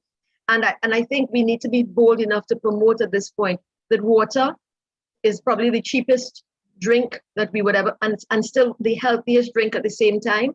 Buying a fruit or two and making our own juice that we could control the sugar amounts is actually quite reasonable. And I think we need to take that stand, because it's almost like we need to stop saying that because you do not have money, you should then therefore be having these unhealthy foods and drinks. We really need to make the shift that we can't afford to do it. Can't afford to eat unhealthy. We just can't anymore. Right. Thank you. So we have a few more questions. Tony, is it okay for us to take those questions, or do you want us to wrap up? Do your thing, man. Go ahead. Okay, it's okay. So I think for me, this question I think is interesting and quite important, and probably one for Francine. So this question is about the artificial sweeteners. So should there not be a move against unhealthy artificial sweeteners as well? I saw that note come up in the chat when I think someone was speaking. And yes, so when we are saying that we are seeing reformulation, it's actually not all reformulation that we are particularly excited about. That's the first thing. And so where you're seeing sodas being reformulated, what could it be reformulated to? It is an instinctively unhealthy drink. Yes, the fact that you reduce sugars, for those who find it hard to quit, one can say, okay, but our battle really is against not just the sugary drinks, but what we're calling sweetened drinks. And so we've actually deliberately, as a team across the region, decided that we are no longer saying sugar-sweetened beverages, really, that we're going to be saying more sweetened beverages, which indicates that we are battling against both the sugary drinks as well as drinks that have artificial sweeteners, because there are some drinks that reformulation, and especially where we see the reformulation being added sweeteners that are actually very unhealthy for you. And as we know, the sweetened, according to medical experts in the States, they're saying that definitely between that age group under 13 really should have no access to drinks with sweeteners. So yes, the battle really is around the whole thing. We say sugary a lot because, you know, it's probably the most obvious, but we are battling both. Okay, great. So, sorry. Let me just look for, I saw another question. So this one might be, I don't know, straightforward or not. Is it better to use honey or brown sugar in terms of a sweetener? Because, you know, sometimes people are like, well, instead of using white sugar, why don't you use honey or brown sugar? So I'll quote our nutritionist who works with us on the project, you know, sugar is sugar. And she says it like that. Sugar. Exactly. Exactly. I think it's more important to manage your consumption of sugar. So I remember for me, I used to love coffee with sugar. You know, I used to have my black coffee very sweet. And then eventually, you know, as my hips started to widen with the increase in coffee drinking, you know, I tried, you know, cutting back little by little. And then finally I reached a point where I don't take sugar in my coffee or tea. So it really is about managing. So if you know, if you can't do without, you know, try and reduce just the amount of sugar you put in, and same thing with the honey, same thing, you know. Yes. So reduce the amount that you're using and just manage your overall consumption throughout the day. So if you've had a sweet drink, which is a sweetened coffee or tea, then you know that later on, if you see that nice piece of cake or muffin, you probably won't have that. Yeah, and just to add on that, because I remember getting a similar question when somebody asked, you know, if brown sugar is better than white sugar. And I think, you know, just to add to what Rachel was saying is that what we need to remember is, you know, the way sugar breaks down in your body is the same regardless of what the product is. So, you know, like whether you consume it as honey or you consume it as a straight sugar, remember the impact of it on your body, the way it actually breaks down in your body is what you have to be concerned about. So the amount you consume, just be very conscious of that. And we have the prescribed amounts. It's like 6 teaspoons for children, that's less than 25 grams, 12 teaspoons for adults, that's less than 50 grams per day. And you consume sugar, not just in the beverages, but also the foods that we consume. So just keep that as kind of a nutritional fact. That we try to also convey in terms of messaging. Great. And then there were just 2 questions really just about the role of the food and beverage industry in policy making.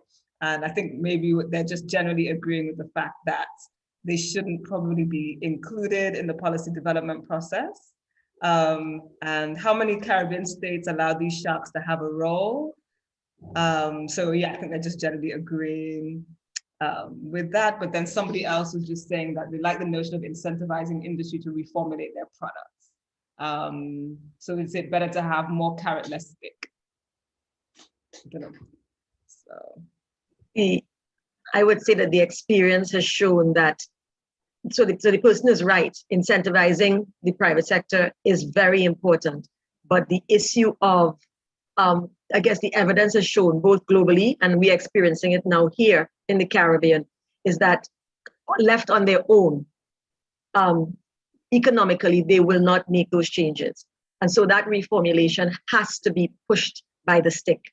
And we don't like to see the policy as a stick. We like to see the policy as an important juncture. In other words, it's the field in which that carrot is growing, if you want to give it a nice picture, because unless you have that environment that pushes the private sector to think just like anybody else, like a normal individual. They want to do things at the cheapest possible cost. And so they definitely need an environment, a policy environment that pushes them to reformulation. We are not seeing anywhere where they have, I mean, there might be, but we are not aware of it, or I'm not aware of it, where you're seeing private sector just getting up on their own and making these kinds of drastic changes. Yeah. And just to add to that, we're not saying that all manufacturers are not reducing, because we have seen where some manufacturers have been reducing their salt content. They've produced products that are healthier, you know, and put them out as options as the shelf as well, right? But what is key is, as Francine said, this is not a new issue. In 2007, CARICOM heads of state got together and said these policies are a must because of the levels of NCDs and the impact that they're having on our countries. That was 2007. Since then, private sector bodies have been at the table through various stakeholder meetings, groups. There's a food industry task force in Jamaica. There are consultations on the NCD Commission throughout the Caribbean in different countries. So it's not that they're not part of the discussion and have not been part of the discussion for a while. But as Francine says, we can't sit down and wait on them. Government really needs to act, because what we're seeing is literally a quadrupling of the NCD rates between each of the health surveys that we're doing. In Jamaica, like the obesity rates went up by a third between healthy lifestyle surveys, which occur every 3 to 4 years. So if we sit down and wait on the goodwill of private sector, then we're going to be in trouble. So, you know, I think they've gotten enough opportunity, and we do appreciate the ones who have taken some of those steps. But there comes a point when government needs to play its role, which is basically as, you know, the administrator of policy in the best interest of the people. I think we'll probably take one more question. Sorry if we didn't get to your questions. Somebody said, clearly the Caribbean is experiencing the dangers of over sugary drinks boosting obesity and diabetes. Self-made problems faced in the UK. So should not taxes be combined with deadlines over time for progressive reductions over time? So I guess adding a deadline to the introduction of the taxes and progressive reductions, would that be better? With failure of compliance triggering higher tax rates. Furthermore, should it not be made clear that sugar content should not be replaced with artificial sweetness? I think we covered that a little bit, the majority of which have adverse health effects. And they've been linked to things like migraine, depression, IBS, and weight gain. So I guess the question is, should the introduction of the tax have a time frame? I hope I'm getting your question, a time frame to it, and progressive reductions, would that help with some kind of compliance for some kind of consequence for not complying, and then also making clear that sugar content shouldn't be replaced with artificial sweeteners. So anybody want to comment? I don't think you will have any argument from any one of us. This sounds like an excellent idea. Sounds like that person needs to be in government. So I think in terms of questions, that looks like it's it. So just want to say thank you to everybody for joining us today for this webinar. Thank you to Black History Walks for hosting us. Thank you to Rachel, to Francine, to Isalean for their wonderful and informative presentations. Thank you everybody for your questions. If we didn't get to your question, we apologize, and we're kind of running out of time. So if we didn't get to your question, we do apologize, but please email them, I guess, to Black History Walks, and then maybe we can answer your question via email. And with all that said and done, I'm going to hand back over to Tony to just wrap us up and close. So thank you so much, everyone. All right. All I will say is we will leave the chat open for people to say thank you, if they wish to say thank you, for about 5 minutes, and then we'll switch it off. So thanks to all our international panelists for adding their expertise and informing us and make us much better informed than we were before. And if you've got any comments or thank yous to express, you got 5 minutes to do it before we switch off the chat. But don't forget, this will be available on a recording on our YouTube channel, which is basically youtube.com/Black History Walk. So it'll be up there in about 48 hours or so. That's it for now.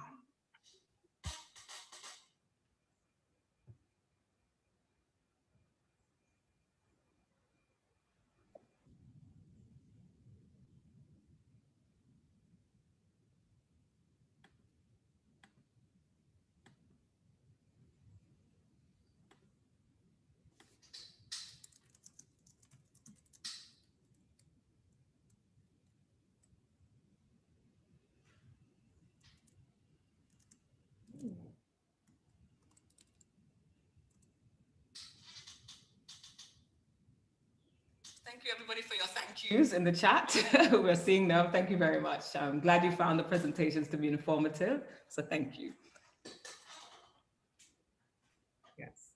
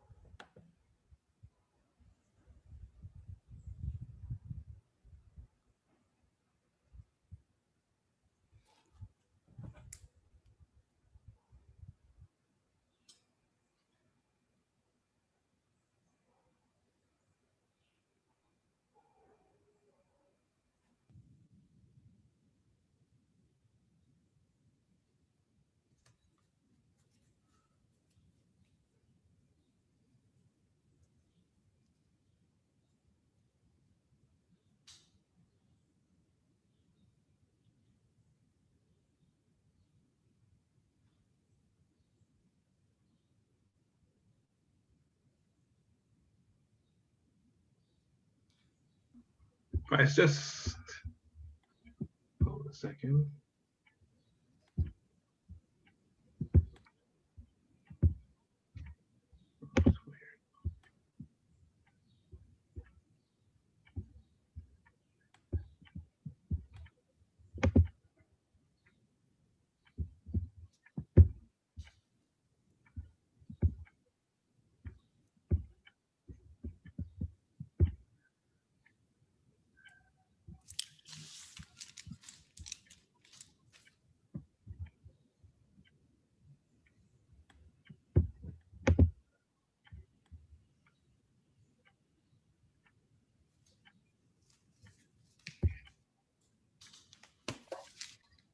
All right, guys, it's just us now. So you can speak to each other and say what you want to say before we switch. Really good job, everybody. I thought that went so well. Yeah. Very interesting. Yeah. It was good, Abby? Yeah, I think so. Yeah.